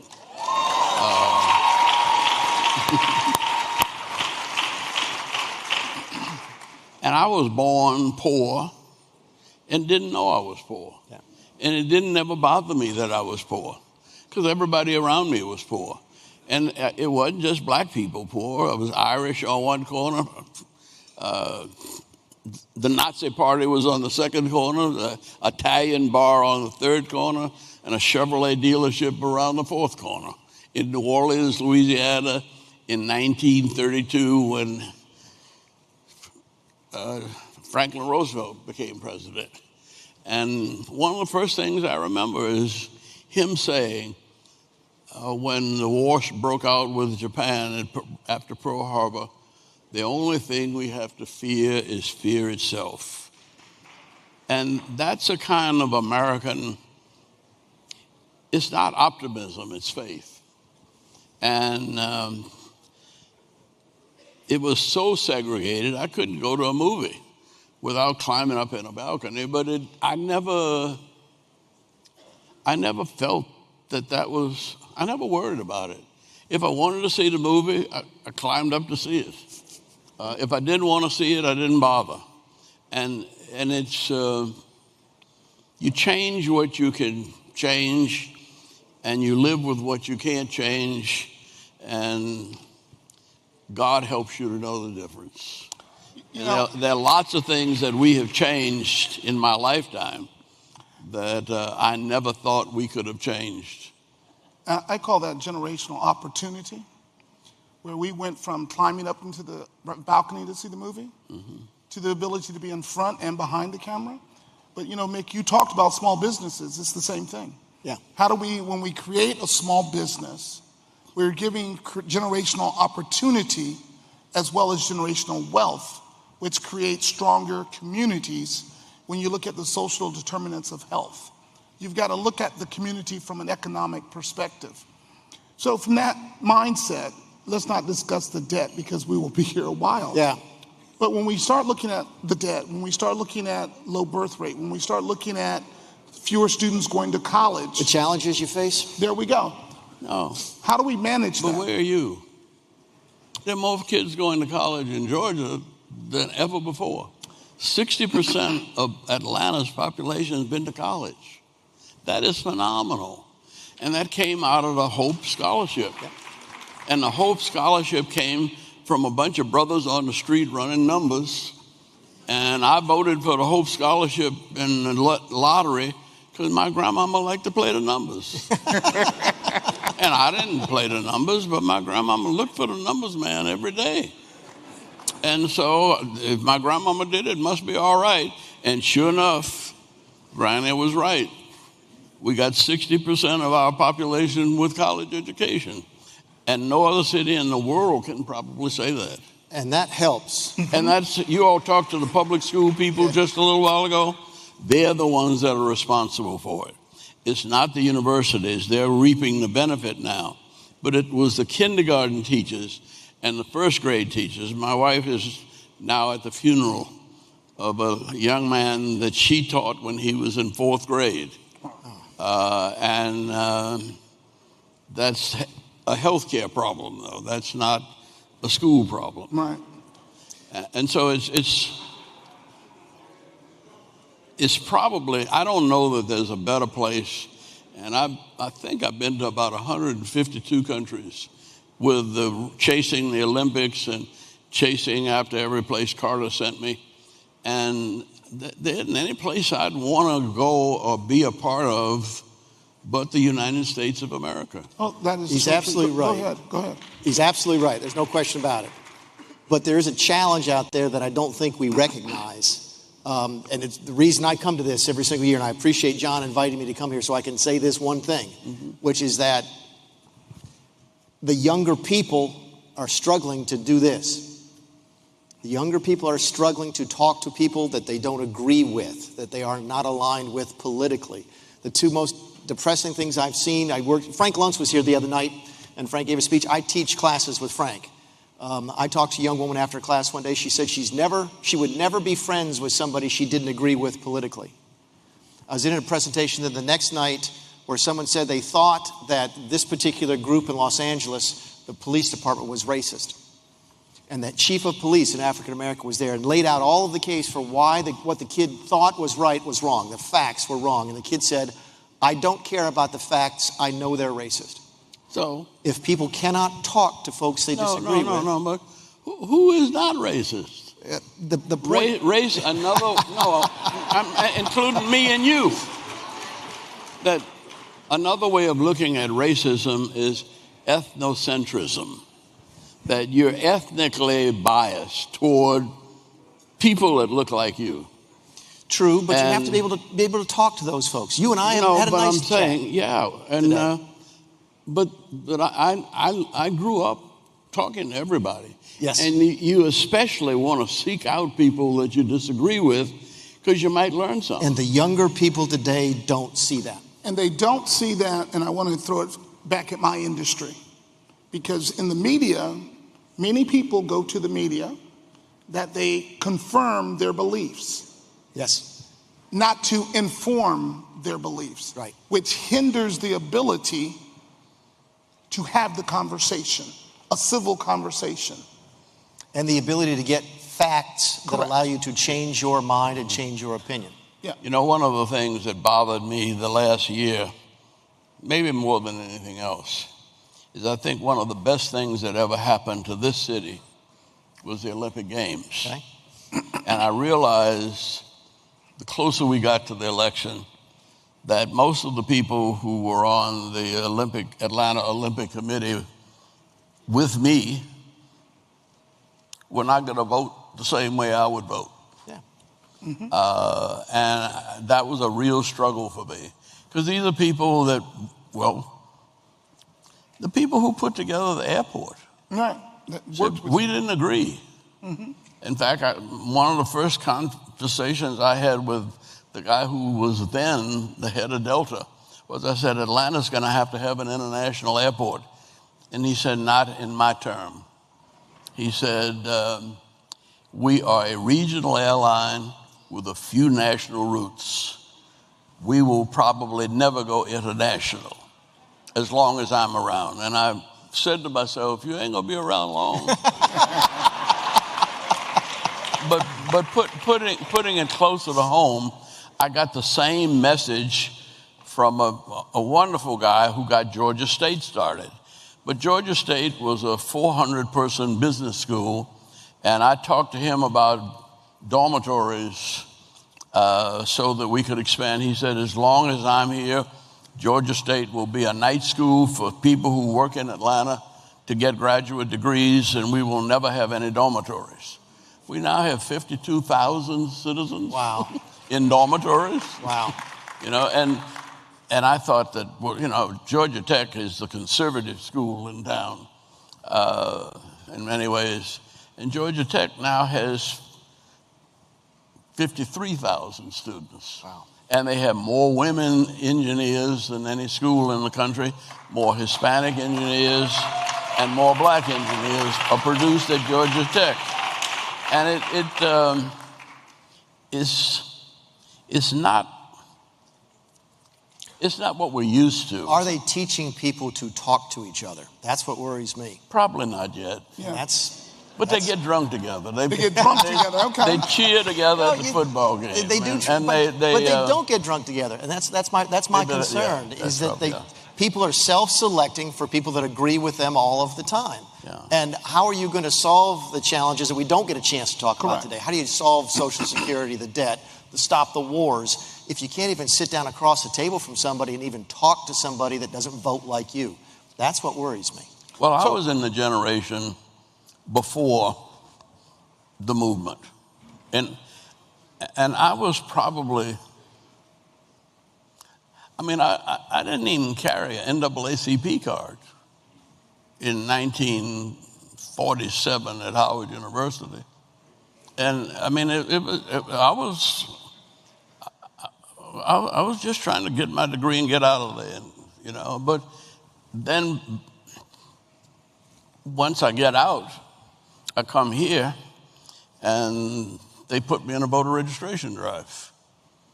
And from then on, I was led, but I was a Republican then too.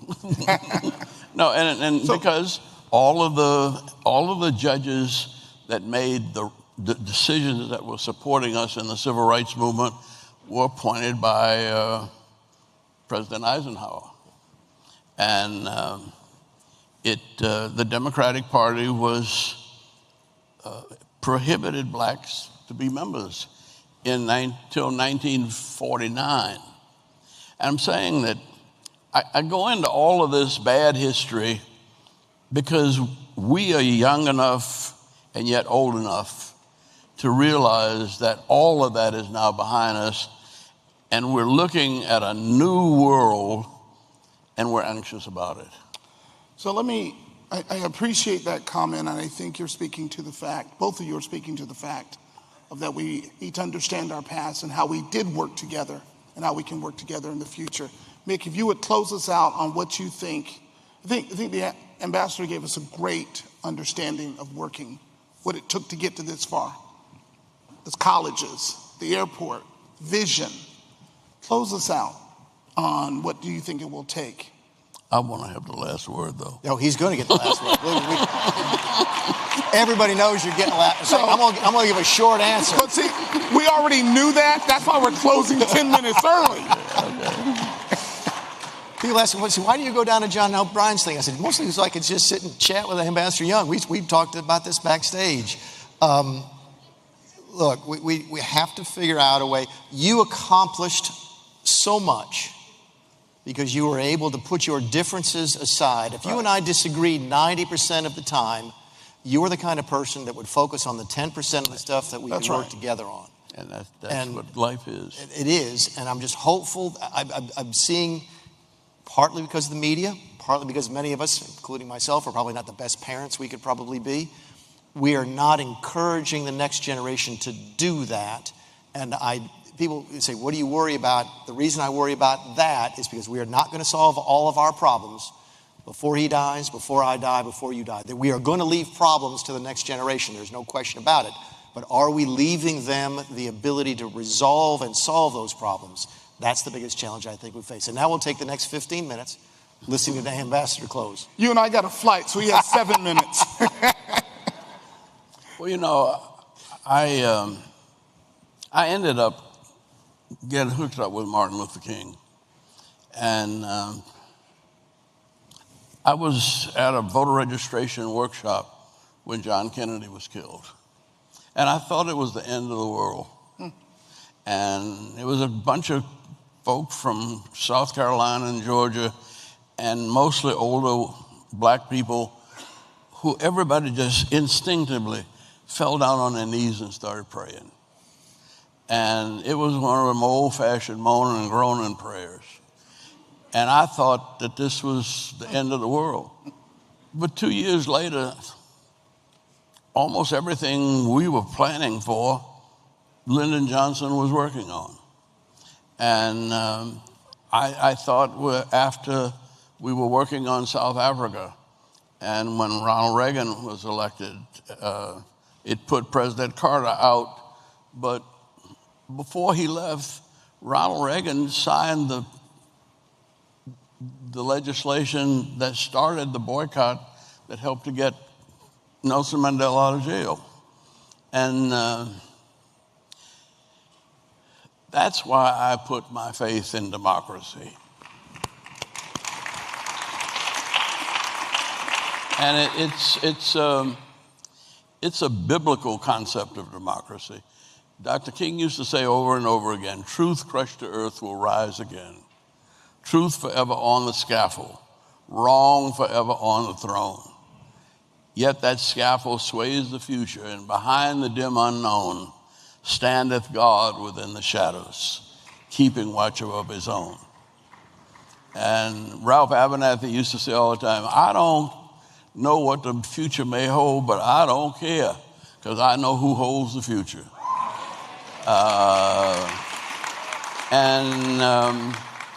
It's been in every part.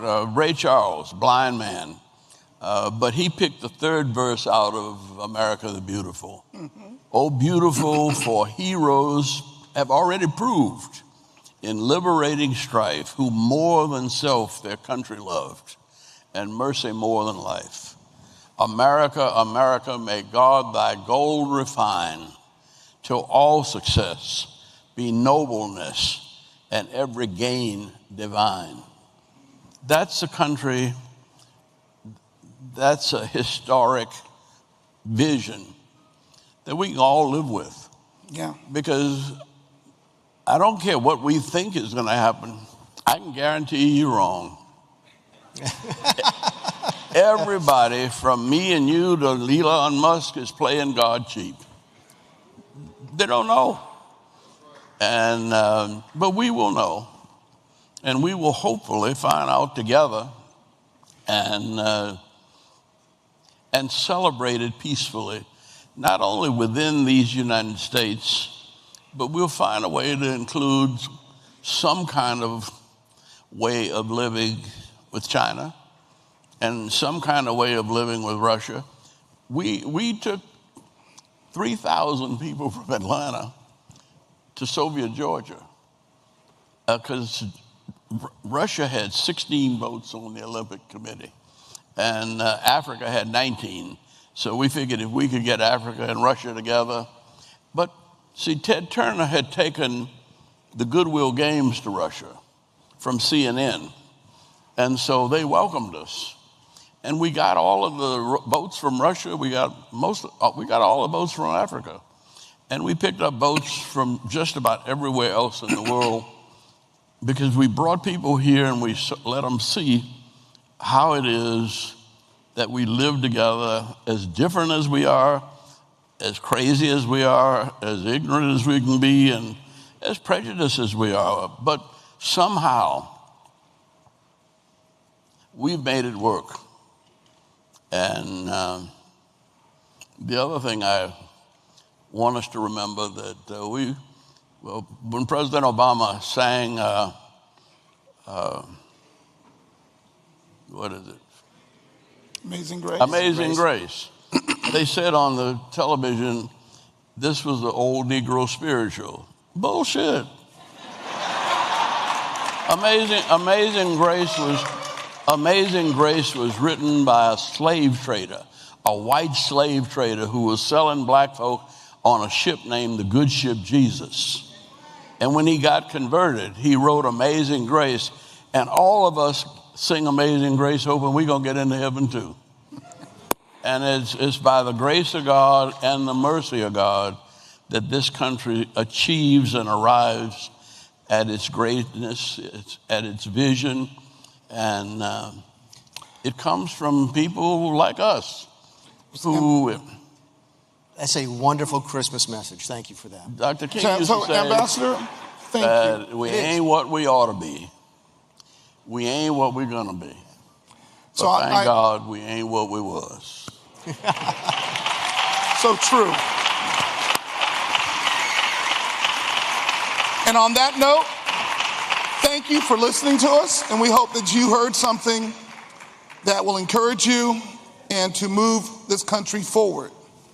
Our leader. Look at this. Hey, everybody. You enjoying this? We're bringing this home. Michael Milken is his plane delayed because he wants to make sure he's doing one more session, but he's got to leave. Mick's got to leave. Mick doesn't have a plane, but he's got to leave. But, hold on. By the way, there are some politicians, as patient as I am, as open-minded as I am, there are some people that drive me out of my mind, frustrate me to no bejeebers. Mick Mulvaney's not one of them. Mick is a good man. If I have somebody on this stage, it's not by accident. It's intentional. When was the last time since the presidential election that you saw a prominent Republican and a prominent Democrat on stage together? My guess is never. This was intentional, and wasn't this beautiful? Thank you. Merry Christmas. It's good to see you. It's a real treat. It's a real treat. Thank you for the opportunity. Privilege to be here. Okay. I'm going to run to the airport. All right. We'll see you. Please. Delta will get you on time. He's great. He's just a treasure. He's fantastic. You ready? Yeah. Let's do it. Thanks, buddy. Merry Christmas. Good. Thanks. Financial well-being of the city of Birmingham, financial well-being of our citizens, even personally, the financial well-being for me as a husband and a father. Now, let's talk about what this financial literacy means. It means the ability to understand finances, but really means is for you to be aware. I think awareness is extremely important. Understanding what financial financial literacy means makes your life better.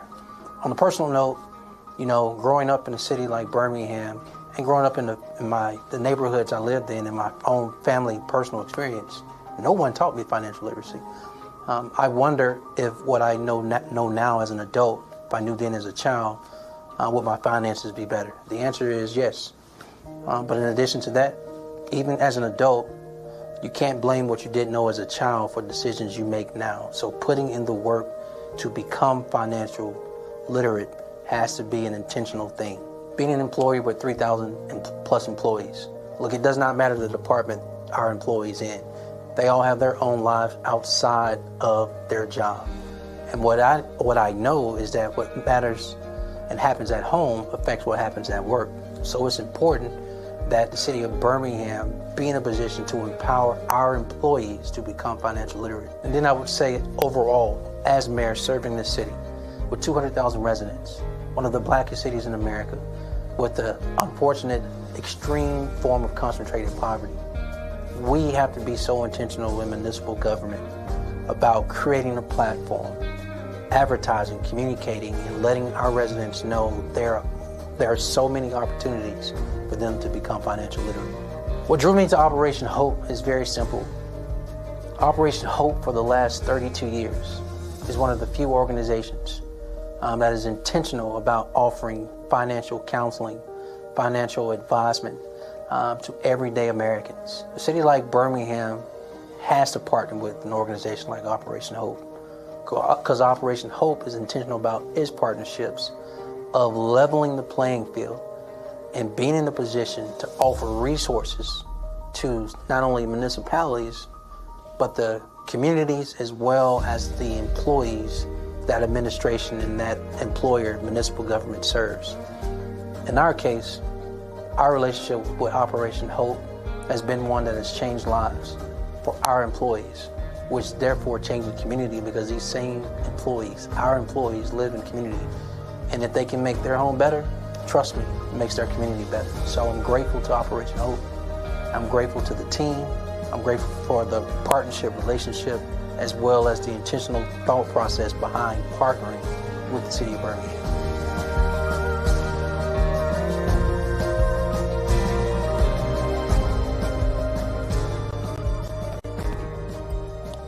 Right.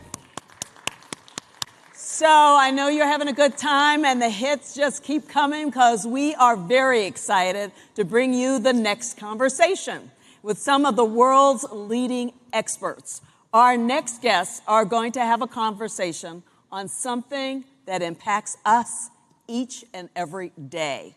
So please help me welcome to the stage the chief medical correspondent for CNN, Dr. Sanjay Gupta, the president and CEO of Morehouse School of Medicine, Dr. Valerie Montgomery Rice, chief science officer and medical director at the Marcus Foundation, Dr. Jonathan Simmons, and returning to the stage, Mr. Michael Milken.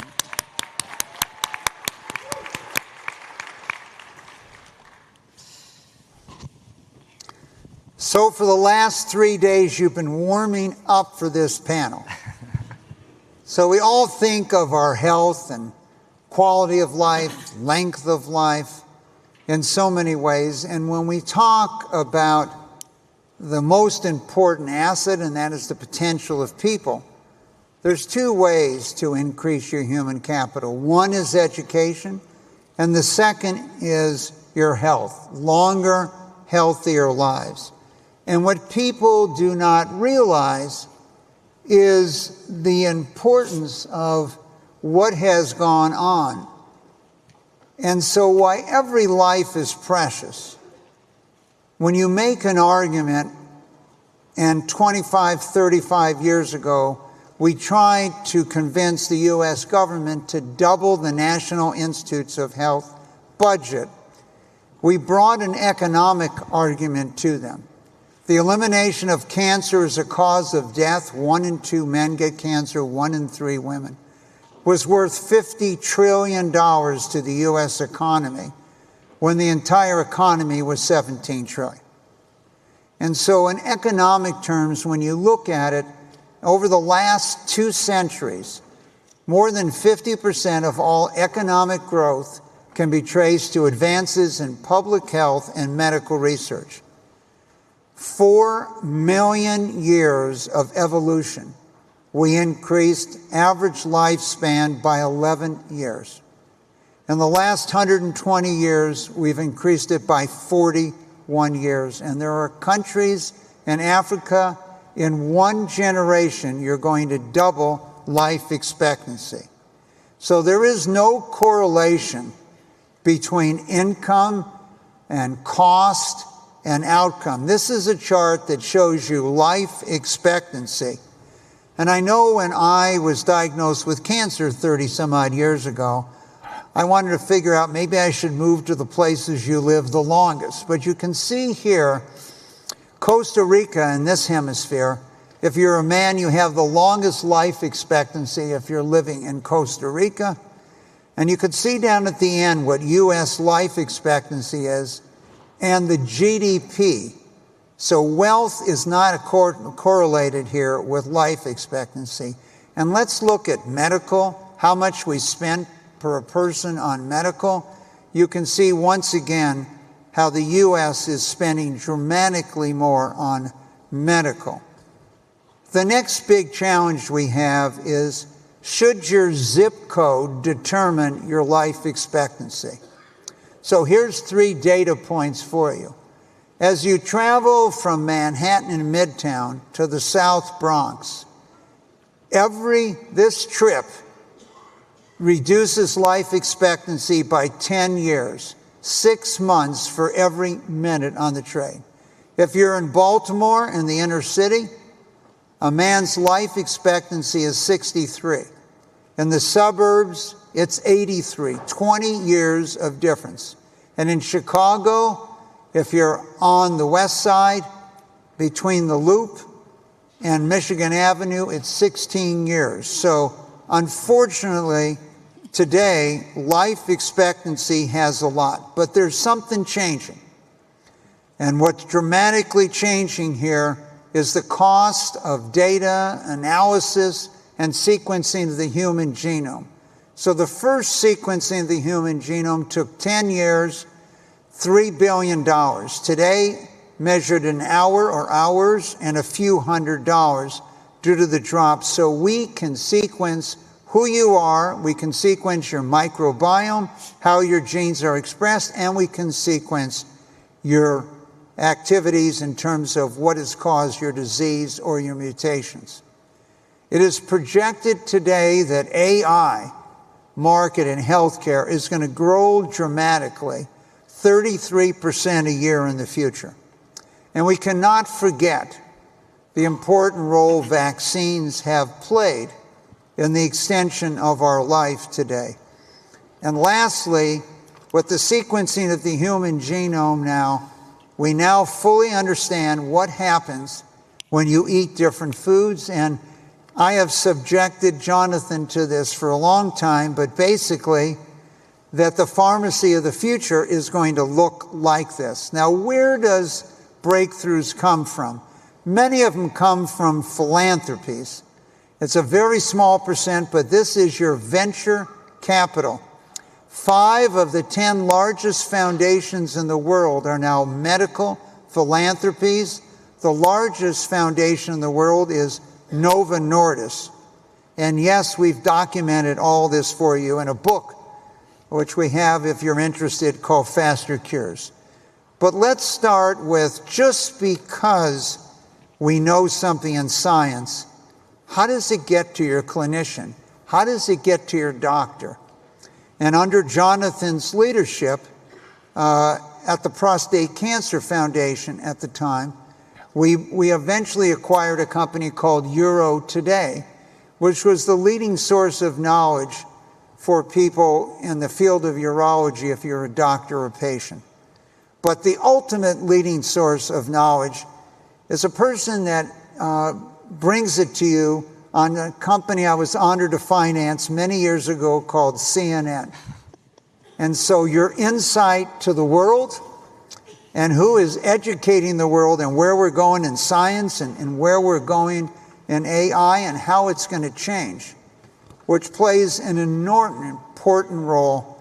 Sanjay, how do you educate the world when science is moving so fast and the use of AI, not to be scared of new technologies, willing to accept new technologies?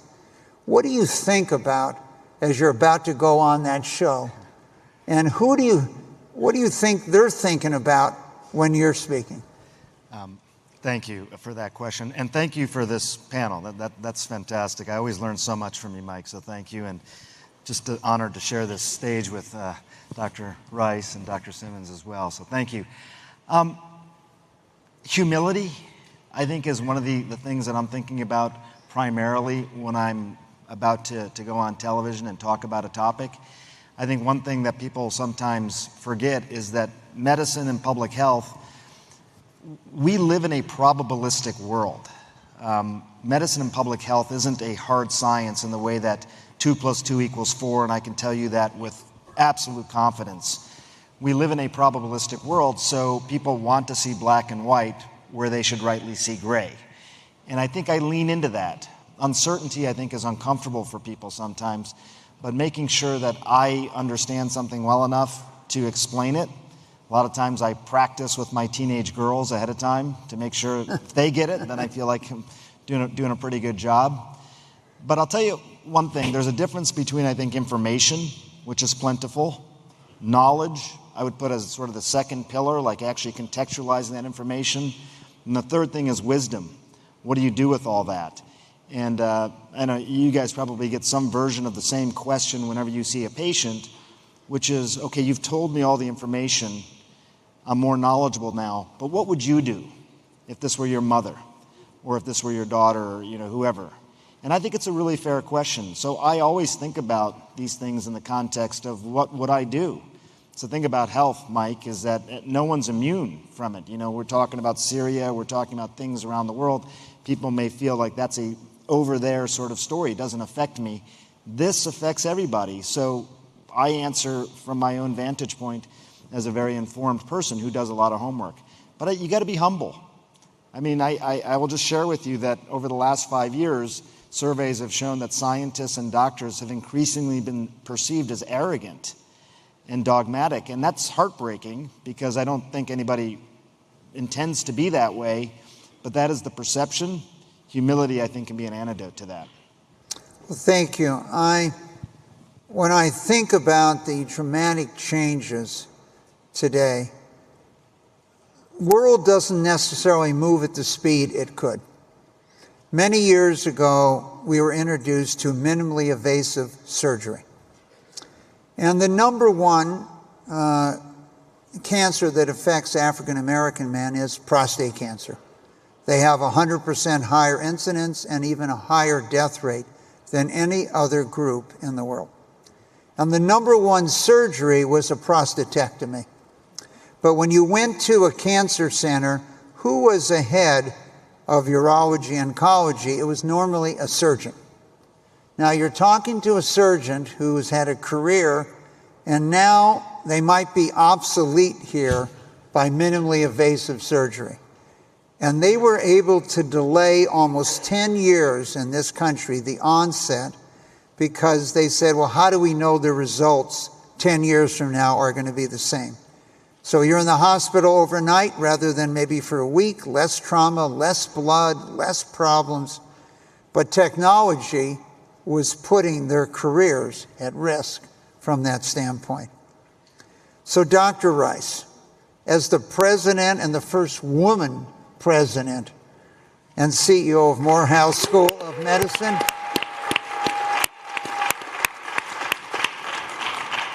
in many ways, you've been at the forefront of health equity, community health, advancements in healthcare. What innovative approaches at Morehouse are you taking to bridge the gap between health access, innovation, and to make sure the students today are current on what today's technology? If you grew up in China 40 years ago, you never studied diabetes. Maybe a fraction of 1% of the population in China had diabetes. But 20,000 fast food restaurants later, the most people with diabetes in the world are now in China. Increased sugar, increased carbs, animal protein in a world that lived on plant protein. And so they were not prepared, the people that went to medical school. How are you preparing tomorrow's medical leaders? So again, thank you, Mike, for sharing your wisdom. And I always appreciate being on panel with other thought leaders. And I will tell you, Mike, if you went to medical school when we all went to medical school, the genome was just a double helix, right? The chromosome. We were not really understanding the impact of the genome. And 1990, 13 years to get it, and like you said, billions of dollars, right? And now you can do it for $200. So we've come a long way. But it starts with some basic principles. And Sanjay talked about one of them. How do we continue to educate and train the healthcare professionals that the world needs? It starts with humility, understanding what we don't know, but what they need to know in order to be able to address the medical complexities. So we start with, first of all, embracing change. Artificial intelligence-driven data analytics is something that we have to embrace. We have to help our students to learn how to utilize ChatGPT in the classroom. We have to use simulation and virtual reality, because when you think about all of the medical ethical dilemmas or scenarios that students will be faced with once they become that provider, we can simulate that with people who don't look like them, who are not having the same life experiences, and challenge them to think about this in really a virtual reality world.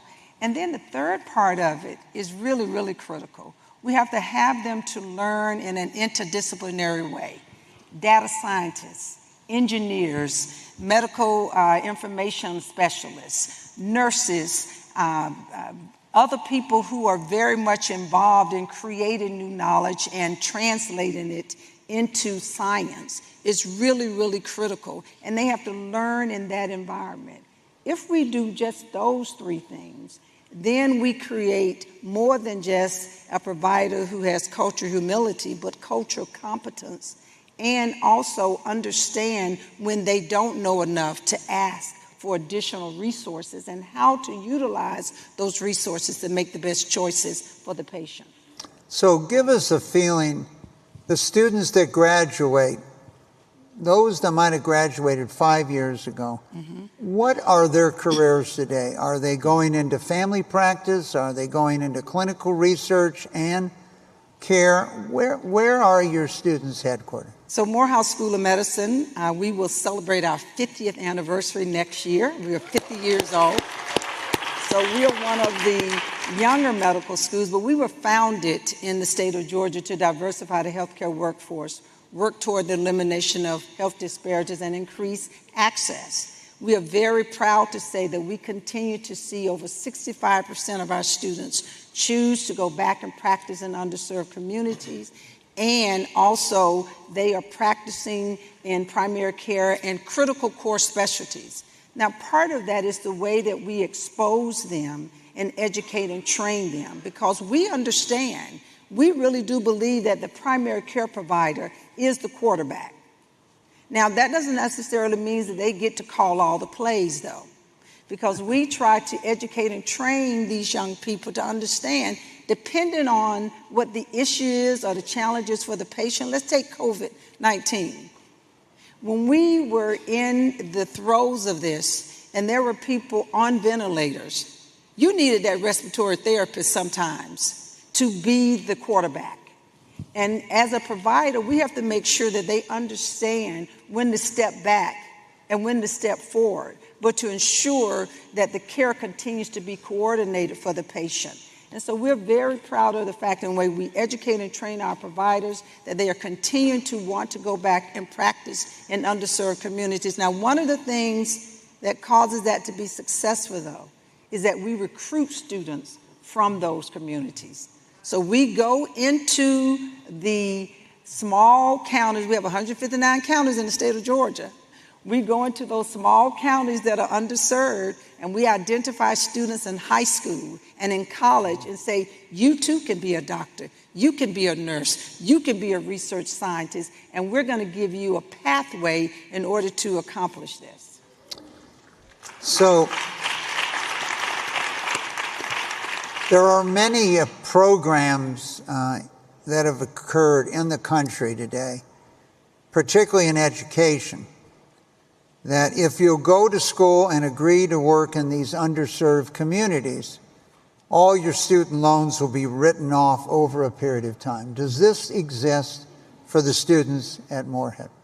It does not exist fully in the So state should we of Georgia. be asking and telling you for this We should be today? telling you it should exist, right?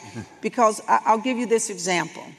About 8 years ago, under Governor Dill, we were able to receive $35 million of unrestricted dollars. We took $5 million of those dollars, and we looked at our residents who were graduating, and we said, if you go back and practice in an underserved community after you finish residency, we'll forgive $50,000 per year of your loans. We only had enough money to do so many, and we could give people $100,000. And we sent the money to the Department of Education and paid down their loans. So they didn't get it in their pockets. So we know that it was going to have this impact.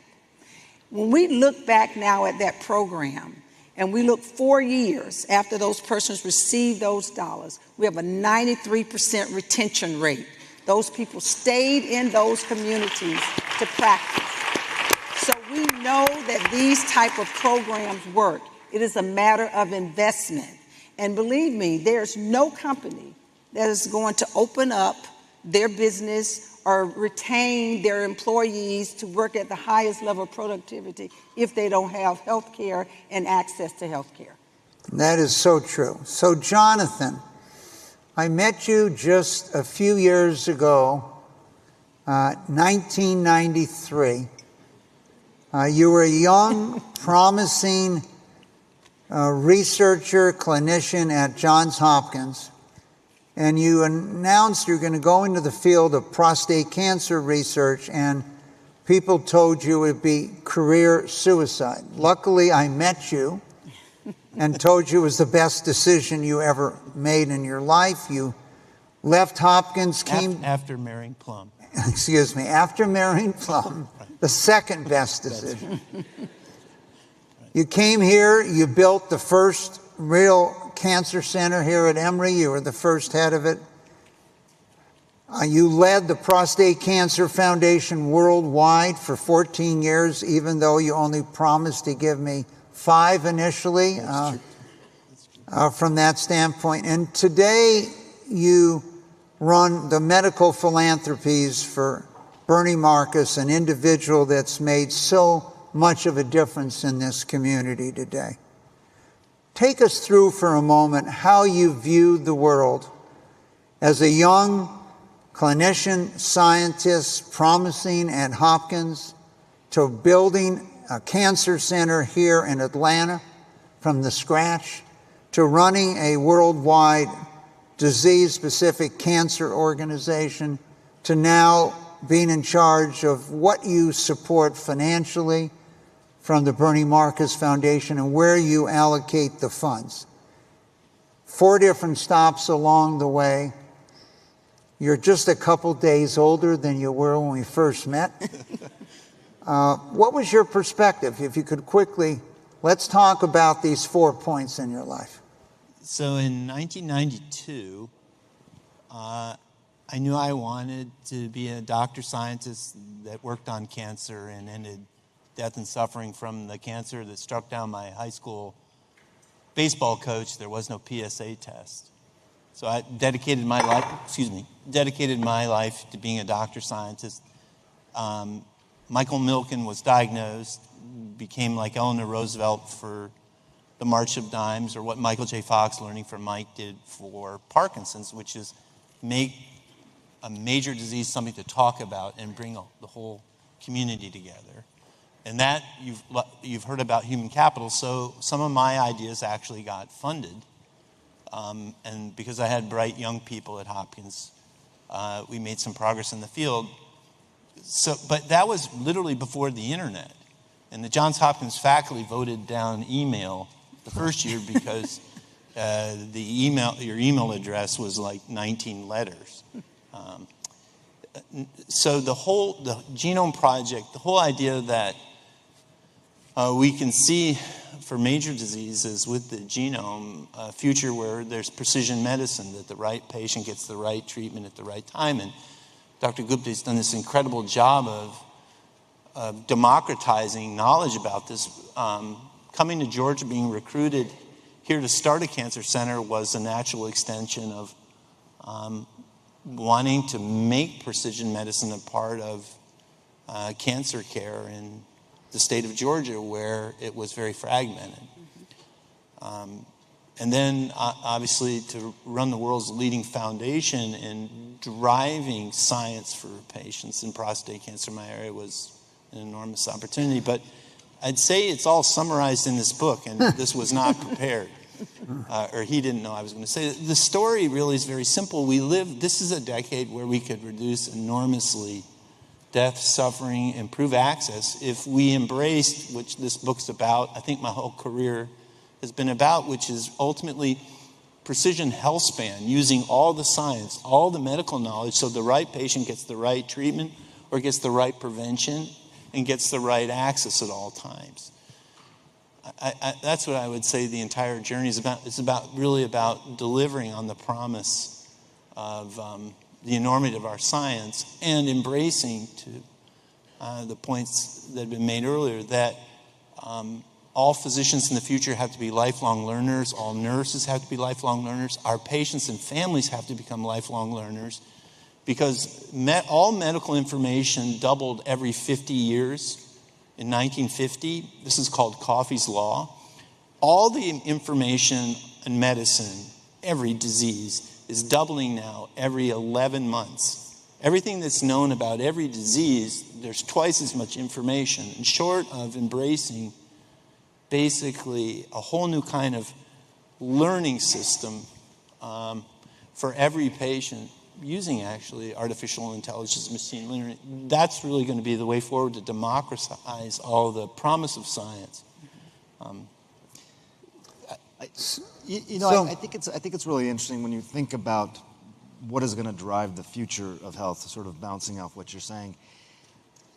I feel like the medical establishment is sort of inherently risk averse to things, and maybe for good reason. I mean, talking about people's well-being, you're not talking about Twitter, you're talking about taking care of patients. So I think how you look at technology and how we evolve, I think, is a little bit different. But also, it's very interesting when you look at AI in particular and sort of try and predict the impact that it'll have. There's not a lot of metaphors for it. No.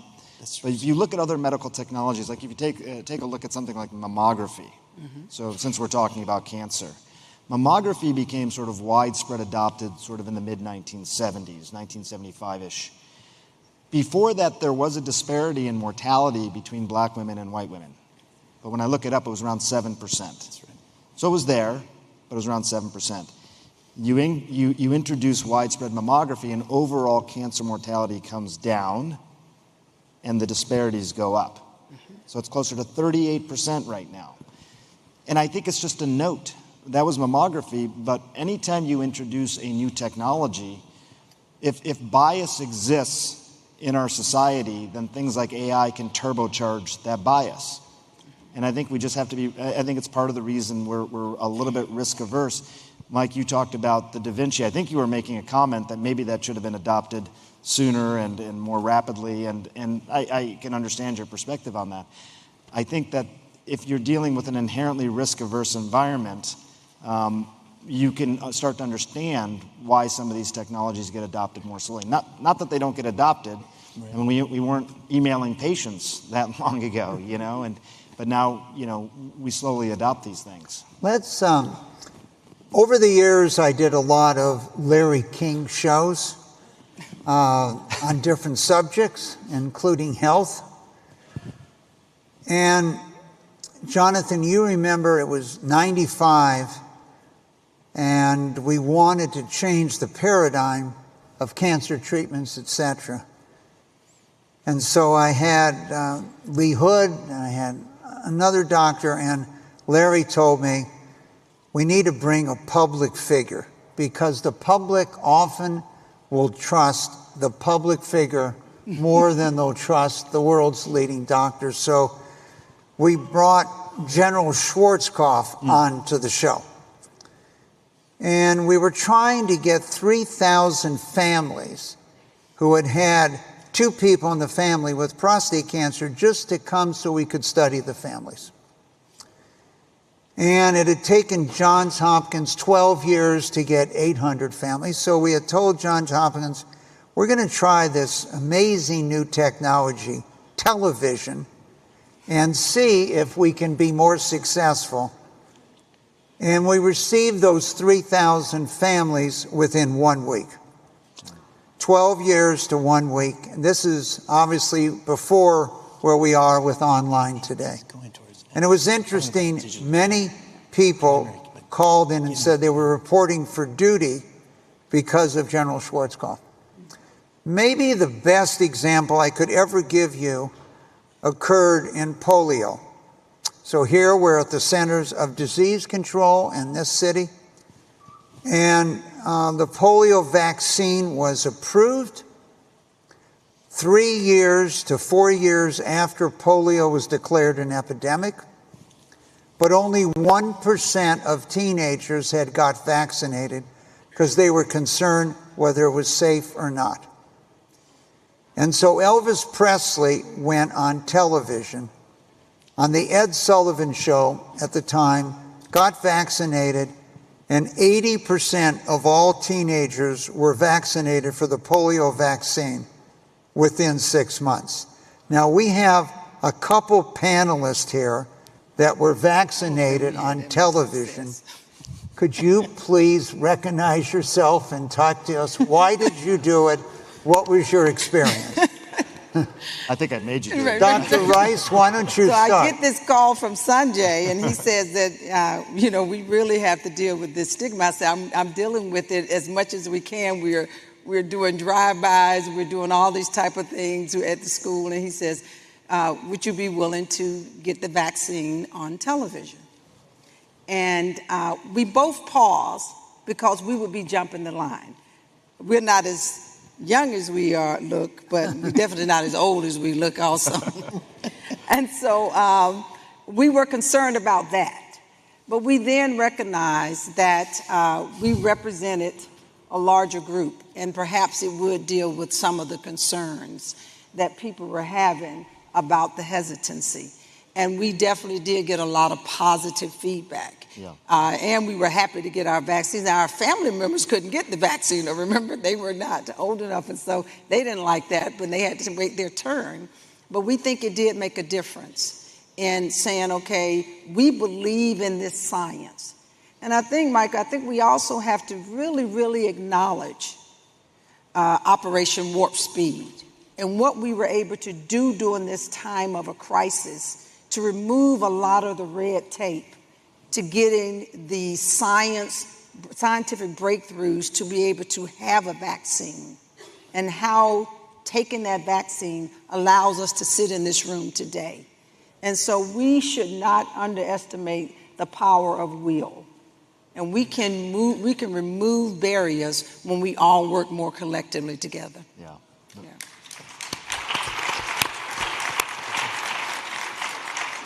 So there are many new technologies available, but I just want to come back since we're talking about the future.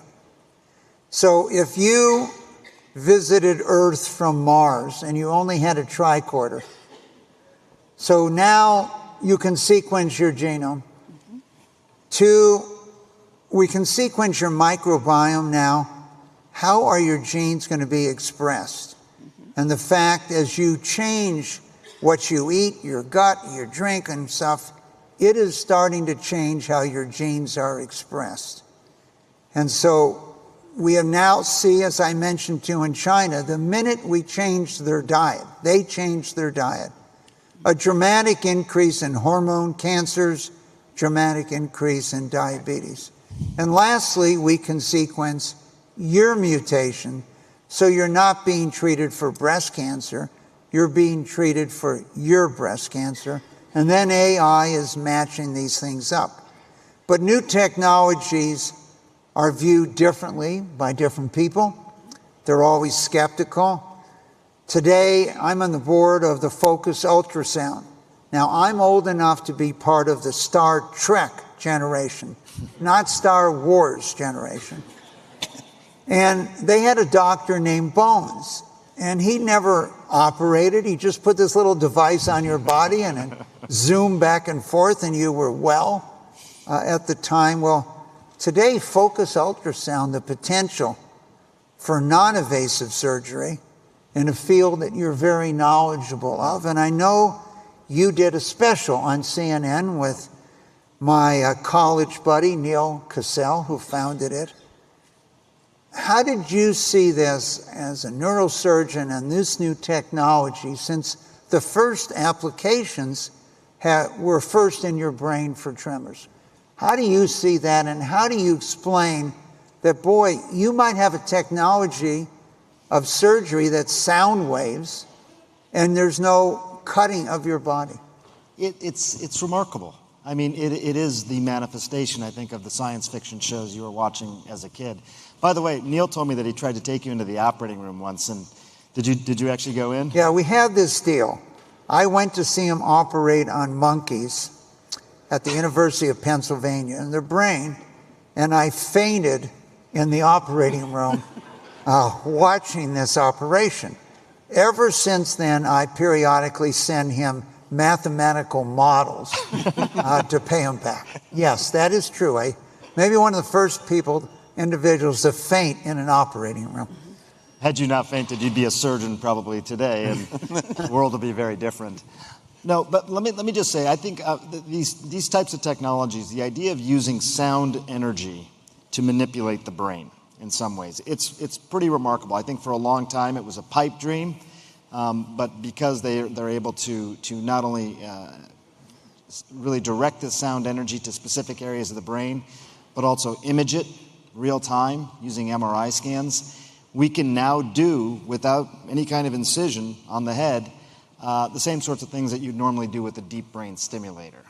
And it works. I mean, they have evidence now. It's FDA approved for essential tremor, for certain types of movement disorders.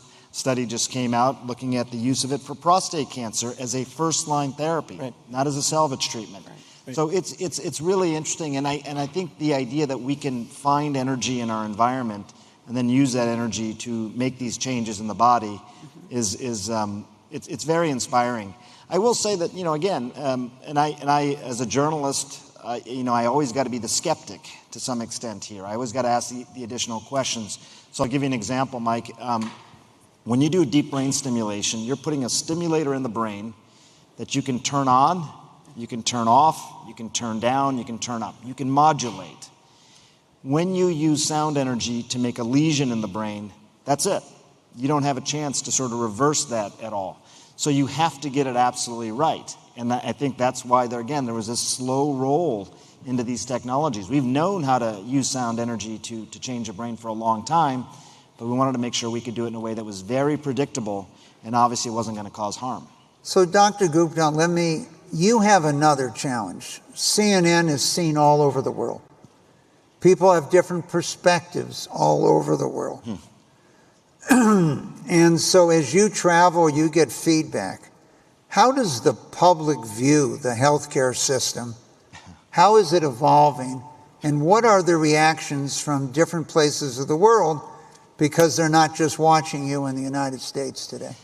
That is a very important question. It's a challenging question to answer because it is a very heterogeneous sort of look at healthcare. If you look, obviously, we had as Dr. Rice knows better than anybody, we had a terrible tragedy this past week with regards to what happened with the United Health executive. I think what has surprised, a lot of people has been the response to this, somewhat vitriolic response to basically say this was a manifestation of a healthcare insurance industry gone awry. I think that's deplorable, but that is something that you're hearing out there. What is interesting is I think there's a real bifurcation. If you overall poll people, just to take the United States in particular, only about 44% of people say their healthcare system is very good or excellent. Right. So more than half say it's not. But when it comes to their own physicians, their own healthcare providers, their nurses, their PAs, it goes into the 70, even 75% range in terms of very good or excellent care. So people like their healthcare teams, even if they criticize the system at the same time. And I think it's part of the reason we don't get a lot of traction, when big elections come around. People don't often vote on healthcare as a primary driver because they're split. They think reforms are necessary, but at the same time, they think they get really good care from the people that provide it for them. Dr. Rice, a lot of the students coming in are very comfortable with technology. Mm-hmm. If I have a problem, I can talk to my grandchildren, tell me how to solve the problem. Mm-hmm. So the students might be more used to technology today. What about your professors? What about your staff? Mm-hmm. How are they adapting to these dramatic changes? They are very, very receptive to retraining and uptraining. I have always been surprised. I think about when we went from, the Kodachrome slide to PowerPoint. That was a big jump for all of us, right? Yes. They are embracing it. And they are partnering with the students to make sure that they are not missing out on the technological advances of how they should be using all of social media, even TikTok, in the classroom as part of the learning tool. And we have them on our curriculum redevelopment communities, or as we are refining our curriculum. We have the students there having their voice because they are such different learners than what we are. And we have to embrace that. And so I appreciate all of the great faculty who've been great professors using the same textbook for the last 20-some years that nobody actually has a paper textbook now. And now they are having to be responsive to the students' needs. And we're not teaching in the classroom like we used to. Every class is already filmed, etc. And so it is really case-based learning and interactive sessions and simulation and virtual reality, trying to address the complexities that we face as we try to take care of the public. Well, those students at Morehouse are lucky they have such a young president and CEO from that standpoint.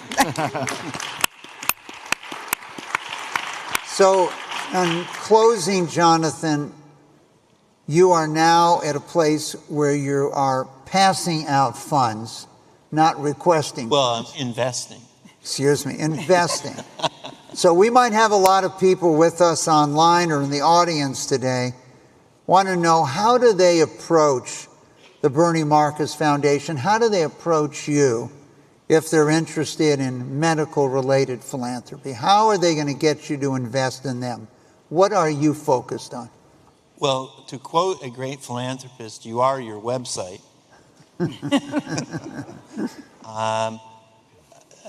Bernie directed last year that we evolve a website because Bernie's very activist form of philanthropy was go out and seek problems the world needed to solve.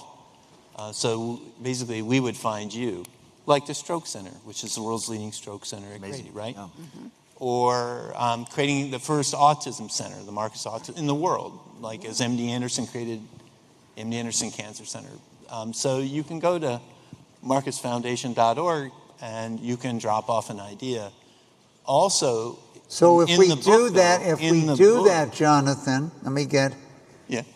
Do you read those ideas when they come in? Yes. Okay, and good. Actually, we're using a large language model developed by 2 biomedical engineers at Georgia Tech. That's Go right. Jackets. Go Jackets. To read every one of them and lift up what everyone on this stage understands. Like keyword in medicine, we have a shorthand called. We have keywords for things like coronary artery disease or ischemic injury. So we are actually taking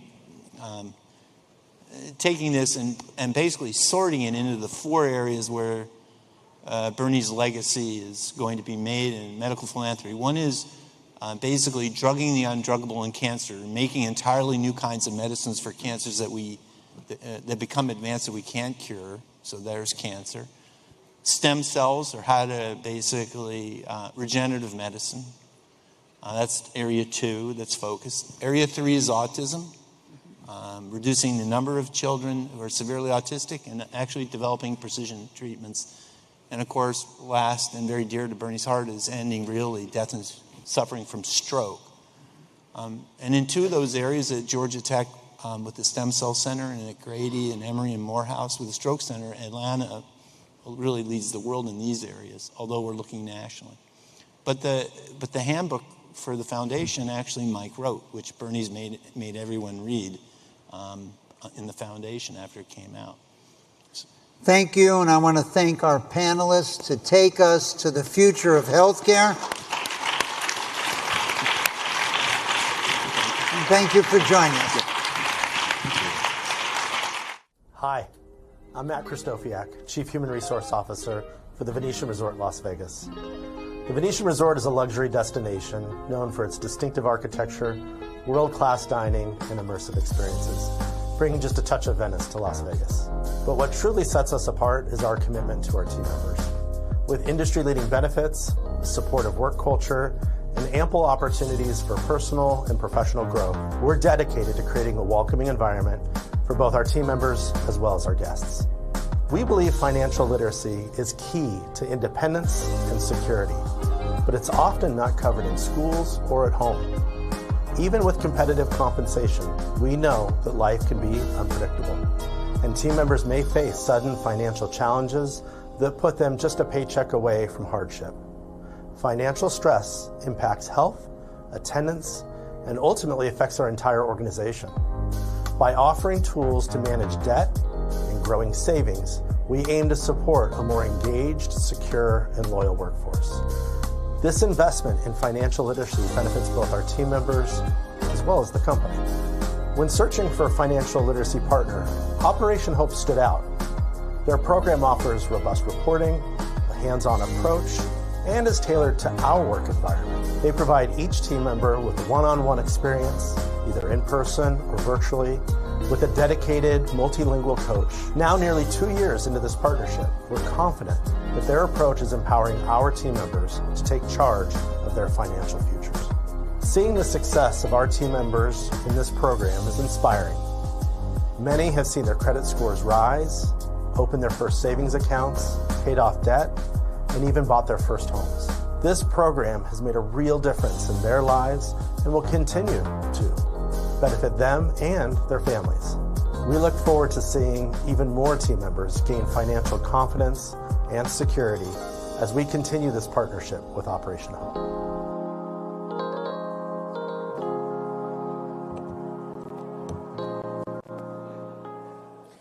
All right. We're getting down to the closing stretch. You doing okay so far? All right. Now, some of you who were here on the first night, we featured a lot of our clients, and they shared their story. And so we're about to give an award called the Client Voice Award to one of our top coaches out of 300 coaches who had the best Net Promoter Score. But I'm going to have my Chief Experience Officer, Ed Eberhardt, share very briefly what that is, and we're going to present the award. Ed? So, good afternoon. And very briefly, I have the honor of being Operation Hope's first Chief Experience Officer, and it's been, quite frankly, the honor of my life. So thank you guys for allowing Operation Hope to be the kind of organization that grows and matures in this way. So we've become very intentional about gathering our client data and just going to tell us, the things that we do well, the things we need to work on, and how we can change and evolve for the future. And a great kind of side effect of this is that we've identified the coaches that are the highest performers in terms of client feedback, both in terms of Net Promoter Score and also the many testimonials and stories that our surveys provide. And I'm so excited and happy to honor Calvin Haynes here with our first ever Client's Voice Award. Calvin represents our Delta Hope Inside partnership out of New York, the JFK Airport. So Calvin, congratulations, and we're proud of you. Give him a round of applause. Very much.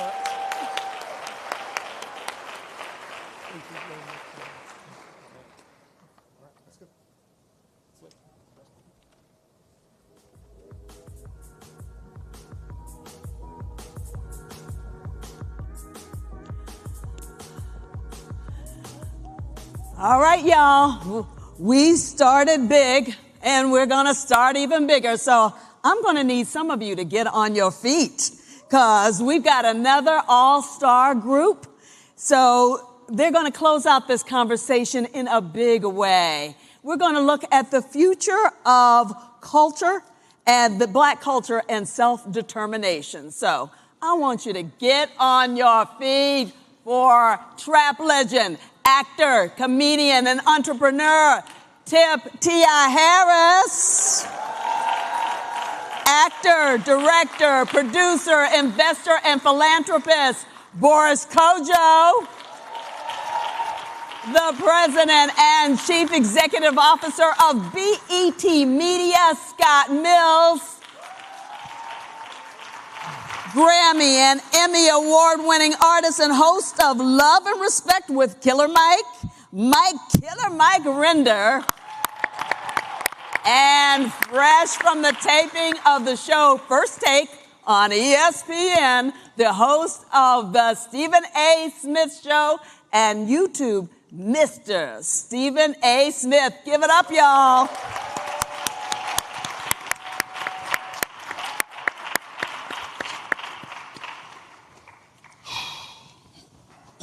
How y'all doing? Can y'all hear us? I'm honored to be on stage and honored to be asked to come here by John Hope Bryant and be here today. So I just want to give another round of applause to the young men we have up here today. Thank y'all for being here. And we have the future. I use notes. I was taught to always keep notes by my elementary school teacher. So you guys, I ain't going to ask for forgiveness because I like reading. We know that Black culture has pushed and stemmed this culture in this country forward. I don't care if you're talking about who really invented the cotton gin, to who put in the work and labor to build this country from bricks and nails standpoint. We know that we've contributed, whether it was music through rock and roll, blues, gospel, rap, and more, whether it was television. I know Norman Lear was a heck of a producer, but I know a Black man wrote those shows. So all that to say that Black culture has been a fuel that put this country on the forefront on many things. And I would like to talk about these people or talk with these people today. So the first question is for all. The Black community has been on the forefront of cultural prominence through the world. How should we prioritize maintaining ownership and control of that influence in media, music, and other industries? And we'll start with anyone who wants to start. Okay, I'll say two things. First, we must believe in each other. We must believe in each other, and we must believe in ourselves because we see ourselves in each other. Amen. And in that belief comes investment. When we can take the money that a lot of people, excuse my language, but a lot of people think the white people's ice is colder. You feel what I'm saying? Yeah. When we can come to each other within our own communities and invest in things that would allow equity and ownership, you know, we could share it with each other rather than go somewhere else and have someone else have that equity and ownership. Yeah. So we're going to get to Boris next, but I really like what you said about believing in one another, because believing in one another, you're believing in yourself because you see one another in one another. think about, record company deals. A lot of people didn't want to sign with smaller companies, but take T-Pain, for instance. He always uses the example of having a bigger opportunity at a larger company for one song versus building a career by signing with Akon for considerably less money, but he's had a much longer career. So that's an example, I think, of two black people who believed in one another, and the results have been over 20 years of hit making from Mr. Payne. Boris, what do you think as an actor and more around that, our culture and cultural investment? What could we do? Well, I got to go back because one of the things that I realized was that this country still prioritizes the protection of whiteness over dealing with racism, inequality, wealth gap, all those things, and that it is really, like you said, it's up to us to continue to, like you so eloquently put it, Mike, what was it? To plot, plan, organize, mobilize? Plot, plan, strategize, organize, and mobilize. Exactly. So we've been plotting and planning for a while now, right? I think it's time for us to really focus on the mobilizing part, the creating synergy part, the partnership part. And as I alluded to yesterday, it's something we're not good at. And it's something that we have to practice. We have to practice having conversations with each other. We have to practice asking for help. If you're in your house and you're trying to figure out how to compete with your brother and sister, it's a wasted day. They have separated us from our brothers and sisters for the past 400 years, divide and conquer. They have taken our language. They have taken our names. They've taken our customs. And we have to understand that the power that we have lies in the volume. The power that we have lies in us collectively. The creative industry is a $2.5 trillion industry that we control. We are the cultural leaders. We are the social influencers. The buying power that they're talking about black people have is 1.5 trillion. That's not true. The collective buying power we have is $4.5 trillion. Because we're not 40 million black people. We're 2 billion black people. So we got to shift our perspective and stop working in silos and focus on each other and how we can make changes together. All right. Scott, moving to you in the plot, plan, strategize, organize, and mobilize part, you as the CEO of BET running the largest black media company, essentially you are the organizing and mobilizing part. It's not a dream, it's not aspirational, it's not a what if, it's not a what could be. You on an everyday basis are the tip of the spear. You on an everyday basis have a workforce that is primarily black. How does this impact you as not only a CEO, because we know you gotta sell stuff, but as a black man, how does that affect you? Well, I appreciate the question. And I think context is important. We're talking about black culture. Why is it so relevant? I would posit that black culture is arguably one of the single most valuable assets that we have in the black community. Other communities have been able to accumulate lots of other things that have extraordinary value. And one of the things that the black community has created that is of almost absolutely universal appeal is black culture. And if you understand the role that black culture has had in creating black wealth in this country, it's pretty extraordinary. The very first black American billionaire, right, created a business that was anchored in black culture. And if you think about our community, even today, while we've had more opportunities to create wealth in areas outside of culture, we have more people who are creating wealth in finance and technology and real estate. But the reality is there's still a disproportionate fraction of black wealth that is actually being generated by people who are in, around, adjacent to, and leveraging our culture overall. So it's profoundly important. And at BET, we use our position to have black culture be the through line for everything we do. It's built into our DNA because we have this perspective that black culture is effectively the operating system for how the black community functions, right? It influences and reflects how we think about things, how we respond to things, our aspirations, some of our fundamental and foundational values, issues, focuses, and priorities. And so for us, sitting at the intersection of our community, as a portal for our community, people who want to reach our community and to engage our community, we really take the perspective that Black culture is such an important asset that has to be respected, celebrated, and elevated. And we do that in our shop by really focusing on what role do we have to play to always be supportive of strengthening our culture. And there are just a couple of quick examples I'll use. One is obviously through our shows, we aspire to identify extraordinary examples of people and opportunities and moments in our culture and elevate them and celebrate them. Two, to Tip's point earlier, we are focused extraordinarily on collaboration, working with creative partners, business partners. Three, we understand that the culture is really anchored in ownership and opportunity. And so we don't just do traditional deals with people.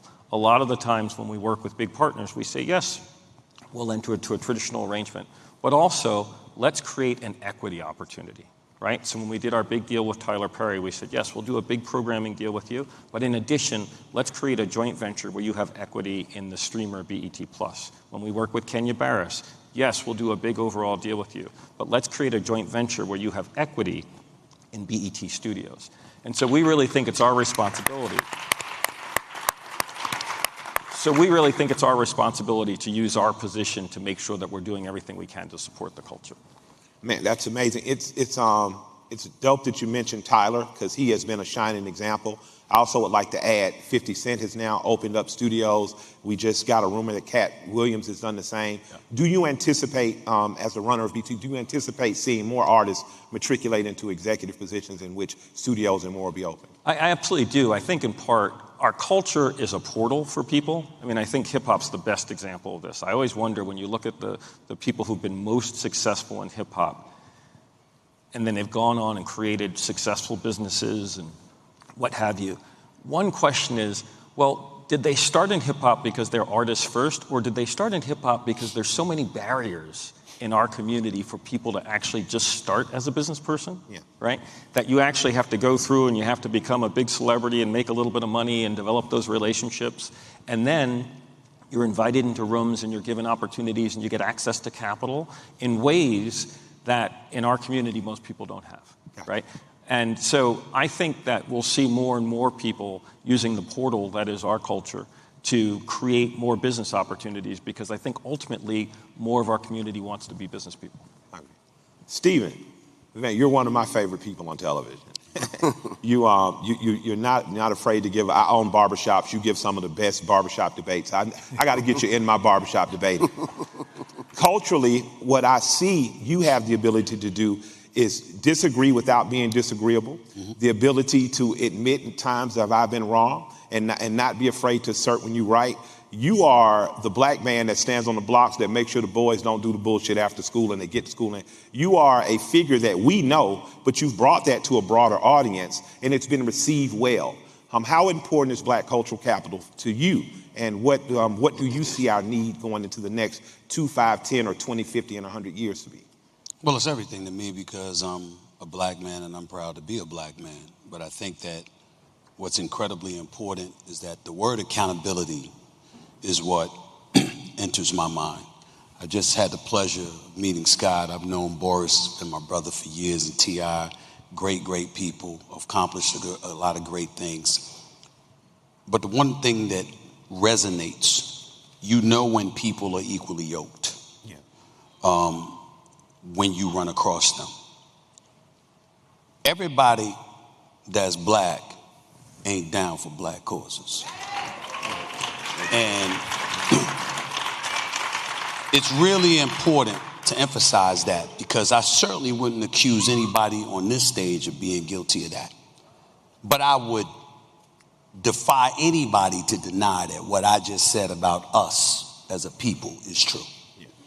And when I think about my role in terms of being on television, I roll up on ESPN, and long before it was popular, you had Stuart Scott, the great late Stuart Scott, God rest his soul,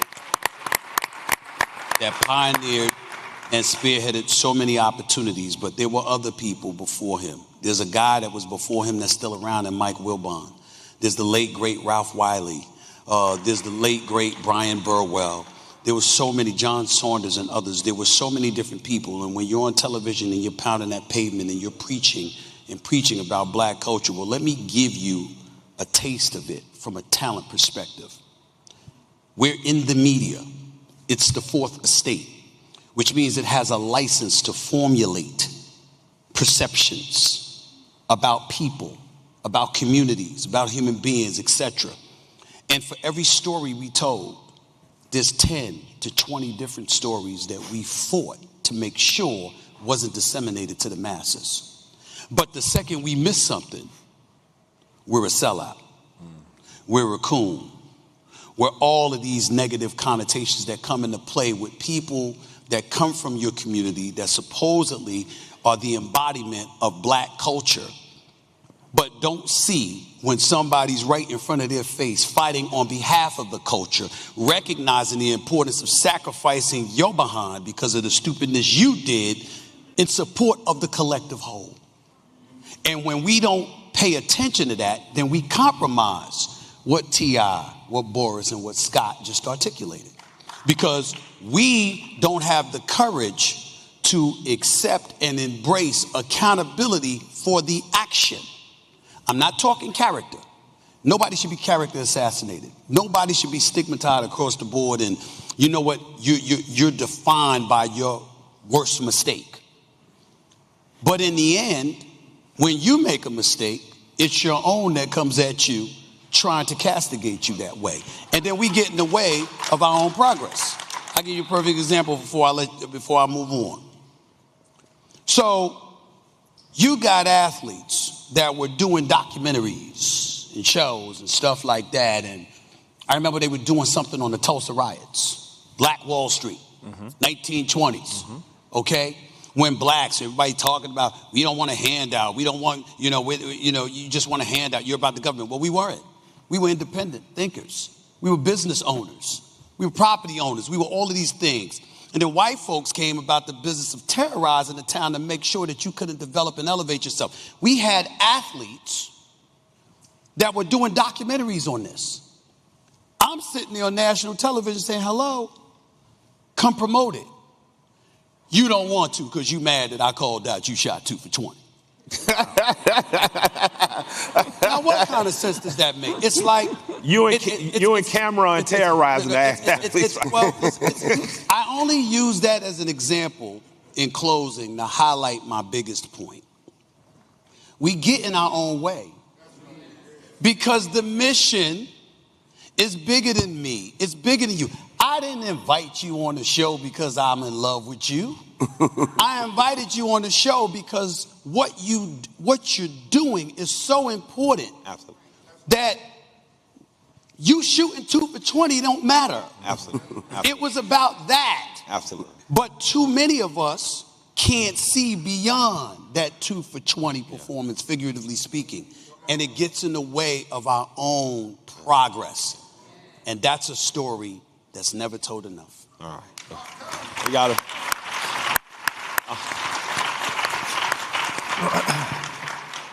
Young man, because Aunt criticized you does not mean he hate you. And the bigger story is come tell your bigger story. 2 for 20 is 2 for 20. 2 for 20 is 2 for 20. Boris. Yes, sir. You are a world citizen. You are a 3 passport holder. And I've been blessed by singing and dancing to travel the world 5 times. And I've understood that black people pretty much, we ain't much different anywhere I go. We like beans, we like rice, we eat a good bowl of chicken. No matter where we go, we cook good food. But I've realized that places we go, a lot of times we're still holding the 1 or 2 bottom rung of the ladder. And to matriculate up, I always felt like we needed to have more cross collaboration. We needed to reach across the waters back. We needed to make sure if we're in Australia, we visit Perth, because there are a lot of black folks there. I know if we're running through Asia, where are we at there? I just left Rotterdam, which I'd not spent a lot of time in. I'm usually in Amsterdam, stone like a rock. I was in Rotterdam this time and learned of the rich cultural black history that's there. Could you tell us how important it is that black people, although identifying locally, need to think and connect globally, and how important that's been to you and what it can do for us in the next 20, 50, and 100 years. Wow. Well, it's hugely important. Number one, growing up between Europe and Africa and seeing America in the distance, there was McDonald's, there was the flag, and there was Michael Jackson. Those are sort of the images that were being broadcast around the world, and that's what makes a lot of people want to come here. The U.S. is a place. I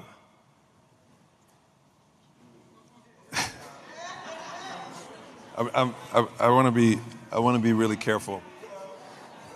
Take your time. Yeah, I want to be really careful. Consult Stephen A. Take your time.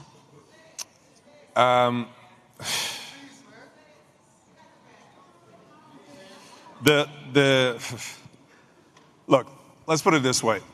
The black experience has been primarily defined through the prism of the African American experience. Do you understand what I mean? Yes, sir. Movies, TV shows, music has been dominated by the African American culture, which has also limited us as African people. We are all African people. Every single person in here is African. I don't care if you're white or black. Everybody in here is African. And it has that perspective has limited us to believing that we are a minority. We're actually the vast majority on this planet. Black and brown people make up 84% of this planet.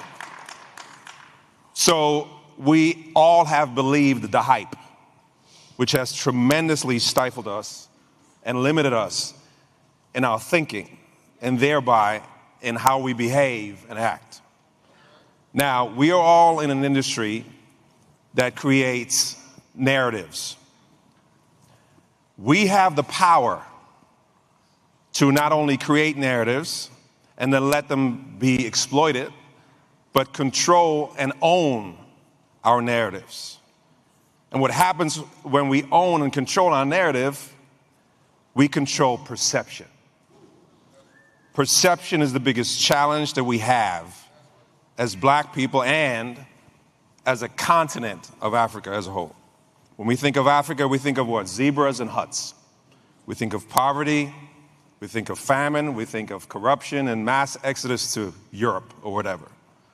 We don't think about diversity, 3,000 different languages, culturally historic sites, beaches more beautiful than anywhere else in the world, architecture, the most powerful work, the youngest people on the planet.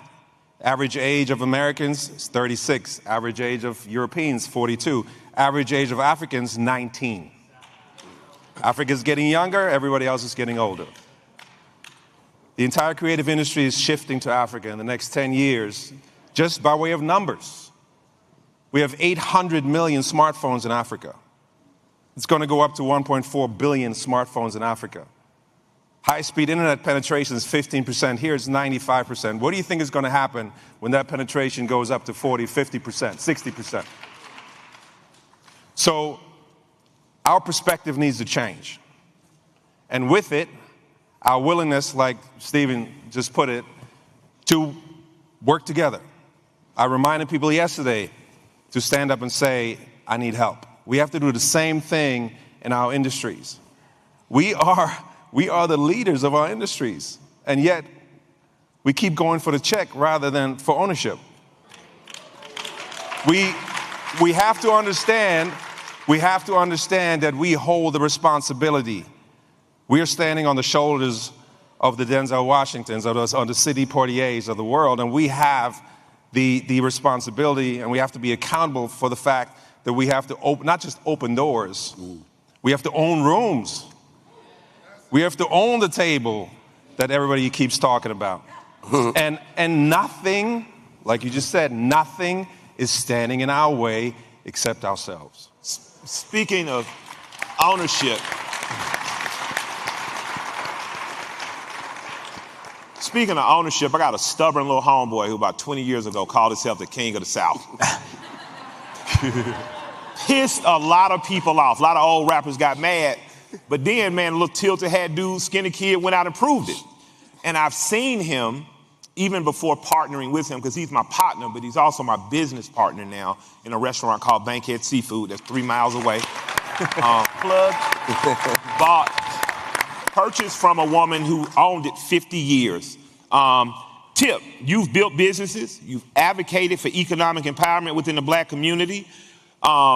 People told you were crazy when you start saying, I'm going to self-finance my own films. I'm going to direct my own films. I'm going to do my own comedy. I'm going to own a record company, give other people like the amazing Young Dro and PSC an opportunity, even myself.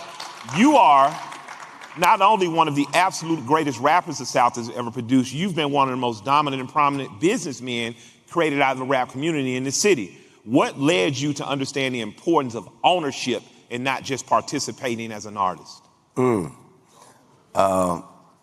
Well, different things led me to understand the importance of ownership in different facets of business. Yes, sir. I understood ownership in music because when I said I wanted to be a rapper, my uncle, he said, well, you need to go and learn everything it is about, you know, what is valuable in the music industry. So I went and bought the book, Donald Passman, All You Need to Know About the Music Industry, music business, and I read it at 10 years old. Yeah. You know, 10, 11, 12 years old. So I understood, and hit me in, the book hit me in.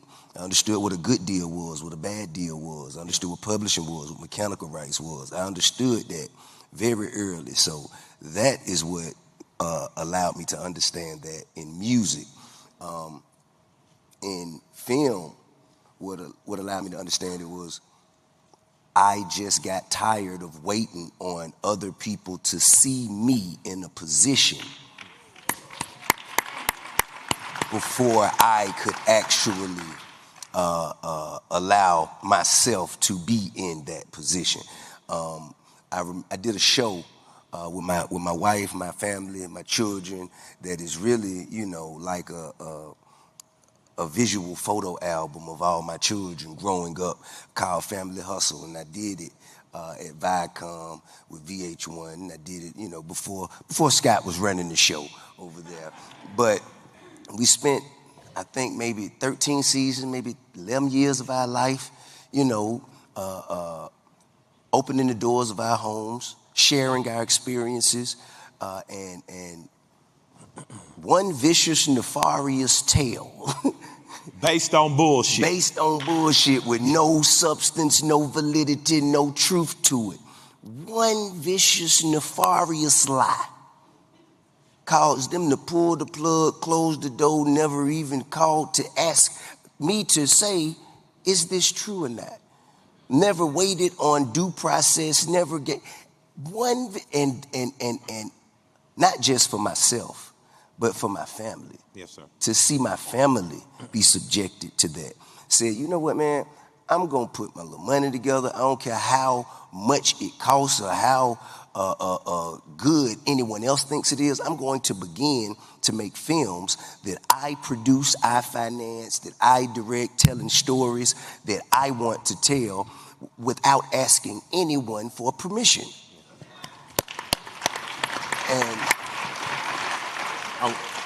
And we started with one. We started with one, and it, you know, it did well. We've since financed another, and we've produced 3 films now. And we intend, that was last year. I intend to produce 3 more this year, and so on and so forth. And so I guess to answer that question plainly, it was out of sheer necessity. Amen. Amen. Sheer necessity is what caused me to understand. And that's how I know a white man didn't invent the cotton gin. let me give you, we only have 4 minutes left. We only have 4 minutes left, but I think it's important that I say this because for Scott to even say, as the lead of BET, he didn't understand how cross-sectioned Atlanta was in terms of celebrity, private equity and money, and politics working cohesively. I think that was the goal of Maynard and Andy. Ultimately, everyone from Shirley to Bill, to every mayor we've had here has understood that the 4 men that are on here, I want you to give me something about Atlanta that you think black people need to know to come here, to plant their flag here, in order to make what's here compound and grow even more. In my mind, Atlanta should be the capital of the black world because the opportunity is here. Not because we're better, not because we got it all figured out, but we figured out cooperating. We figured out political money, political process and private money cooperating. We figured out how to help entertainers and athletes become business people. And I'm talking about Hank Aaron, not just T.I. I'm talking about we have over 120-year history of succeeding on multiple fronts here. What can black people bring to this city that will help in your particular interest or help us overall? I'd like to know, starting with Stephen. Besides another athlete, because we got a lot of them too. Well, don't get me started with them. I won't do that today.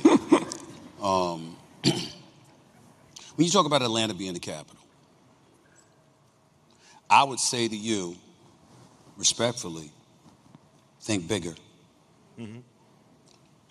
I don't know about anybody else, but I ain't playing. Go for it. Let Atlanta be a hub. When you see people like yourself and T.I. here and stuff like that, okay, that's cool. That's beautiful. But if everything is condensed in one small area, in my eyes, that makes you a stationary target. Gotcha. And I don't like being a stationary target. To hit me with a knockout blow, you need to have to come from a multitude of angles to pull that off. And when you talk about black people, the chances of you being able to pull that off is slim to none. So what I would say to Atlanta, what helped make Atlanta what it is right now? It wasn't just the people here. It was Atlanta attracting an abundance of people here from everywhere. Amen. And they branched out, and all of a sudden, Atlanta became a moving target. It was a hub, Amen, but it became a moving target. And that is what I would ask you to remember about yourself. So we need more Negroes in Atlanta. Bring your talents to Atlanta. We would love to have you. So they can branch out. Yes. So they can branch out and represent Atlanta. Absolutely. Even when they ain't in Atlanta. Amen. Amen.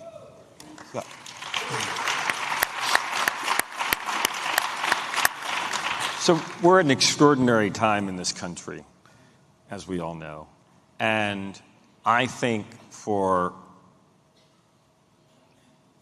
a lot of people, it's an opportunity to think about the road ahead. Yes, sir. And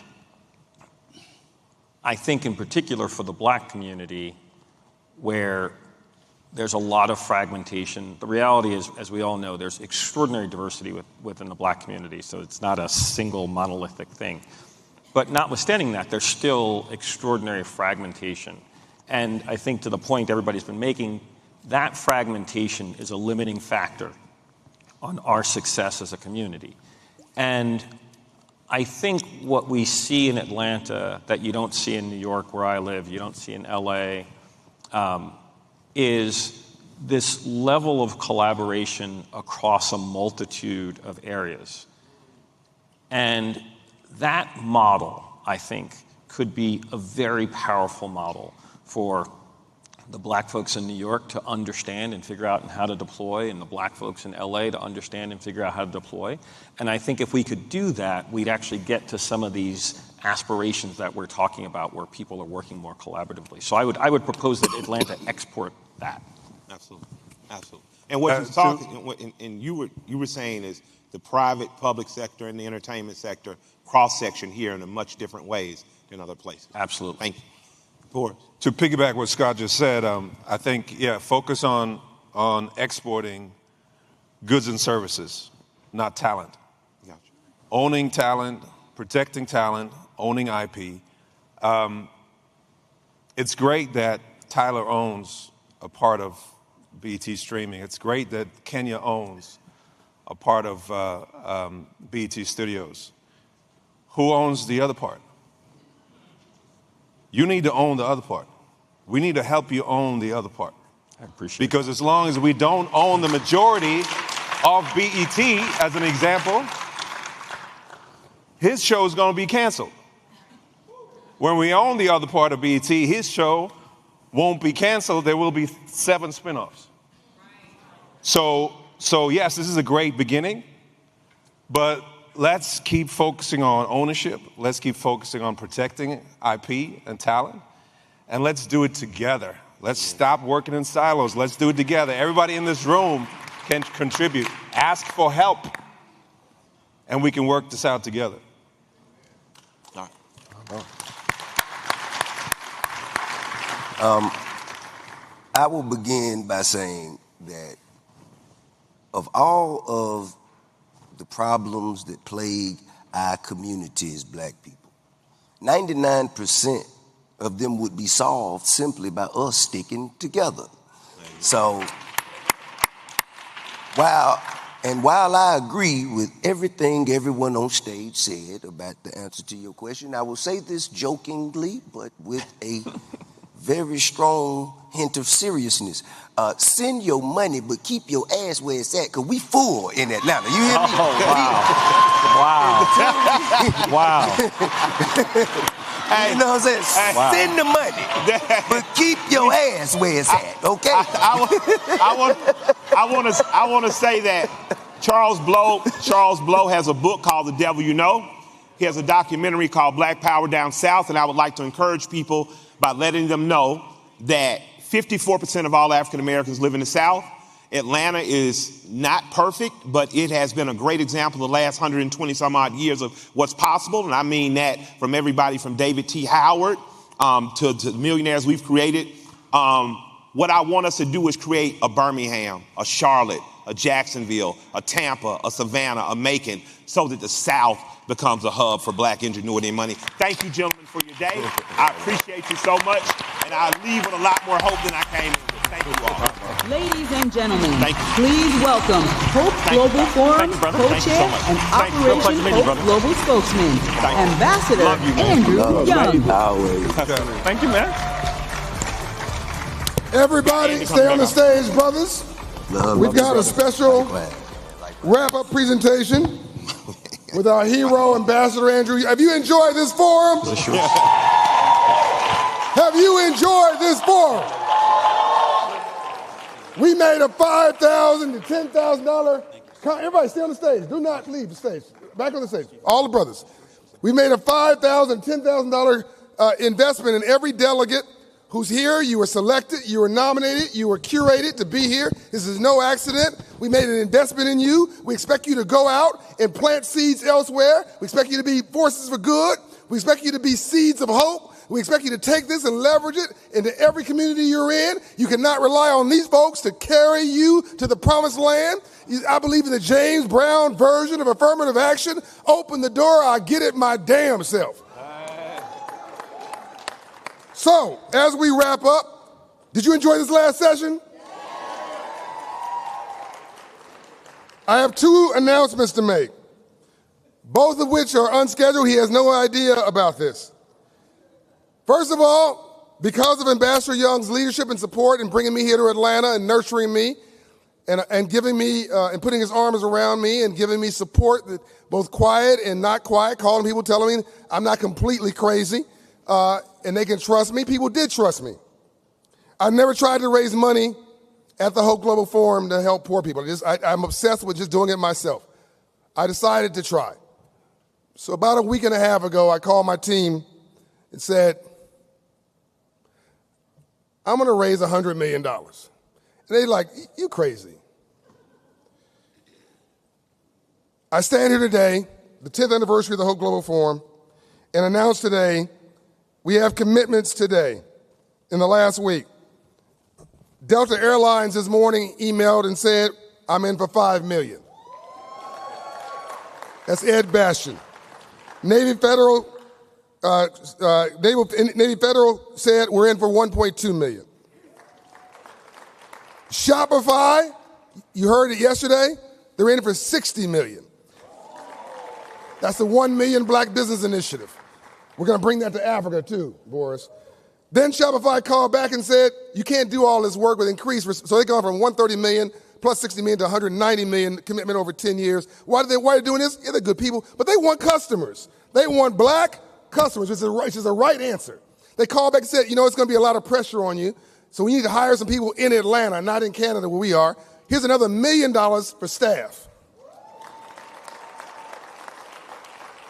Truist stood on the stage yesterday, black man at Truist, one of the highest ranking in America, said, we're in for $20 million. iHeart said, Bob Pittman, we're in for $5 million. We need help get the word out. B of A said we're in for $4.6 million. Bishop T.D. Jakes is in for $450,000. That's a black man. Biller Foundation, $150,000. Target Corporation, $200,000. Southern Company, run by another black man, Chris Womack. The only, I think, one of the few black men, Fortune 500 CEOs, $300,000. Clayton Homes, $400,000. Then we have individuals like Eric Rushin, $10,000. Dan Hoffman, $25,000, $15,000. And individual donors, meaning you out there, here's $2,500. That's $20,356. And then Phil Griffin, I'm going to throw this in. Phil Griffin raised $1 million from Peacock and MSNBC. This is not my money.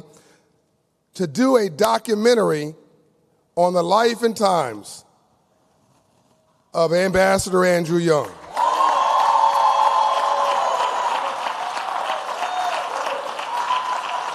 It'll be on Peacock and MSNBC, Martin Luther King Day, 2026. Mark your calendars already around the world.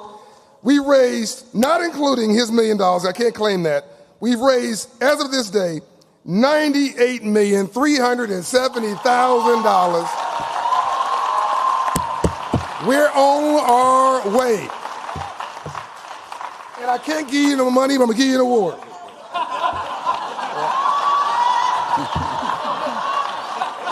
$98,370,376.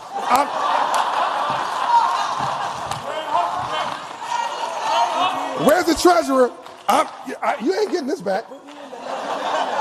And this money is worn. He's been rubbing this in his pocket for like 3 years. This is a one toe up $20 bill. Let my interest accrue. Ladies and gentlemen, Operation Hope present to Ambassador.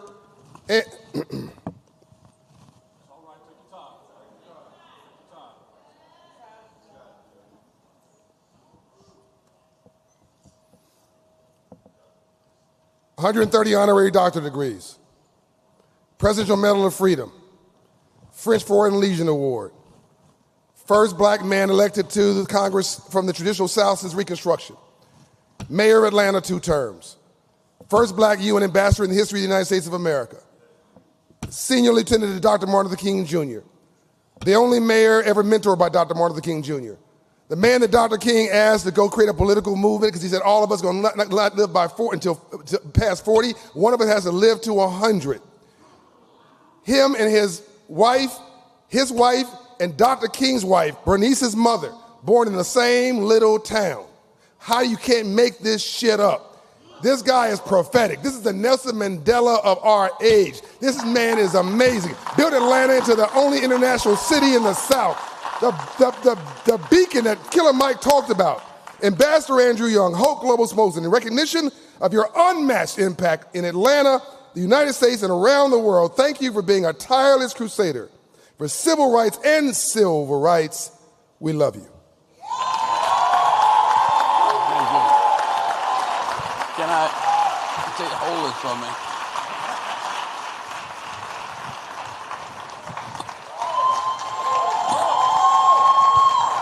92 years young. I want to remind you of what you have experienced here these last 5 days. I was standing back there with John's staff, and I was looking at this panel, and I said, how much you think these guys are worth, and what can we put a price tag on their presence here? And you said this yourself when I said I didn't make but $50,000 a year for 8 years as mayor and didn't get no retirement, you said, damn. Now, one of the things I did, he was president of the Mayor's Youth Council when he was 15 years old. And, so I'd known him a long time, and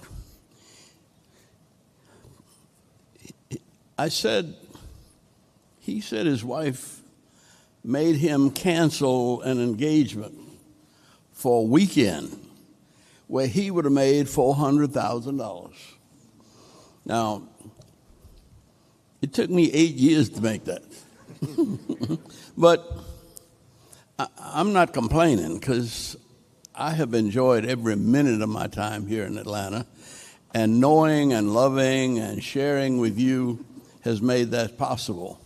But what I want you to remember is, well, we also figured out how much time has been given by the panelists.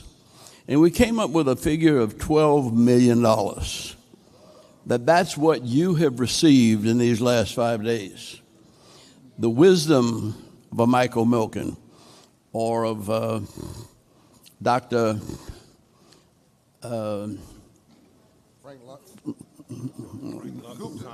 No, I'm talking about the president of Morehouse Medical School. No, Morehouse Medical School.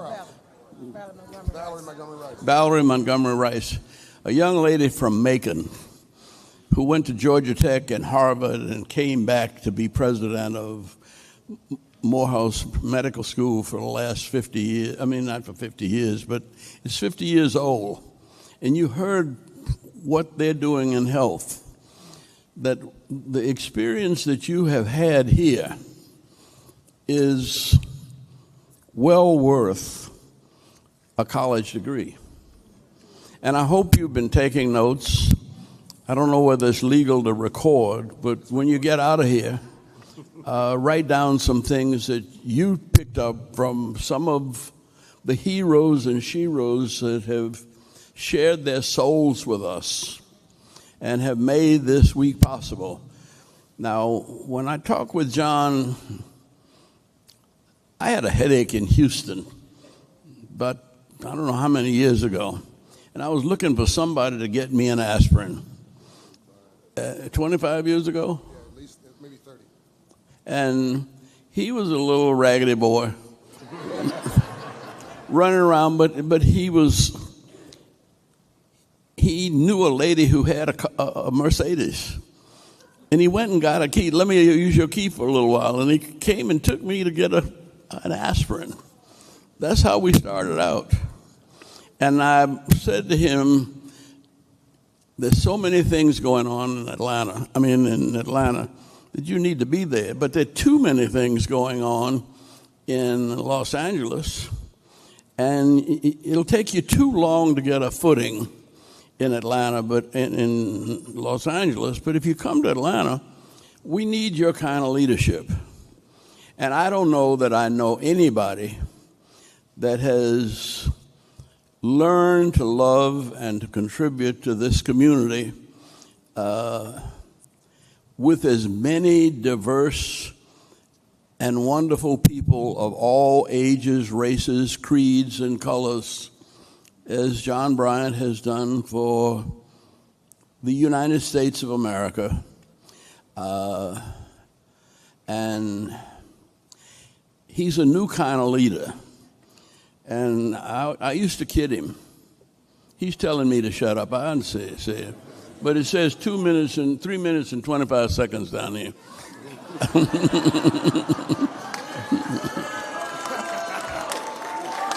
But I want to go back and remind him where he came from. The chutzpah, the balls, the brains, the brazenness, the cockiness, all of the things that make him a good brother. I think he owes a hell of a lot of that to being put in the middle of Don Cornelius' Soul Train. And I don't know how many months or years he was on that show, but it brings out things from the very depth of you to have to go down a Soul Train line on national television every day. See? And whatever that is, he got it. And he brought it to us, and he shared it with all of the rest of us. And I just want to say thank you, John, but I want to remind you that this is a tremendous asset to your learning, to your life, to your faith. And I wasn't just clowning. I really believe that, and I learned this from your daddy, truth crushed earth will rise again. Truth forever on the scaffold, wrong forever on the throne. And yet that scaffold sways the future, because behind the dim unknown standeth God within the shadows, keeping watch above his own. You are his own. You are God's children. And God has put you here to make this earth more like a beloved community, like the kingdom of heaven. And you are the angels of earth. Go forth and never forget who you are, where you came from, and how many people sacrificed and suffered to make it possible for you to be all that you are and all that you're going to be. God ain't through with any of us yet, not even me at 92. I plan to make it to 100 at least. Because there's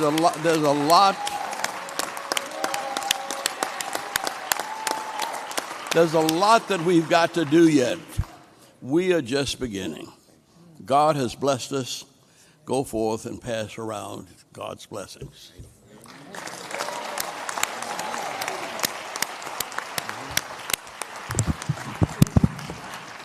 Is Carolyn Young here? If she stand up, please. There are two women that I want to commend. Please stand up, Carolyn. The two women that have been very special to make Andrew Young. Jean Childs Young and Carolyn Young. Behind every successful man is an exhausted woman. Thank you, Carolyn Young.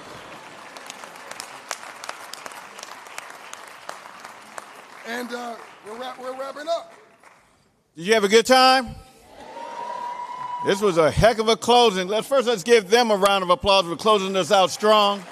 Thank all of our sponsors. Thank the Signia Hotel. Thank Q&A Events for helping us pull this off. And thank you for being here.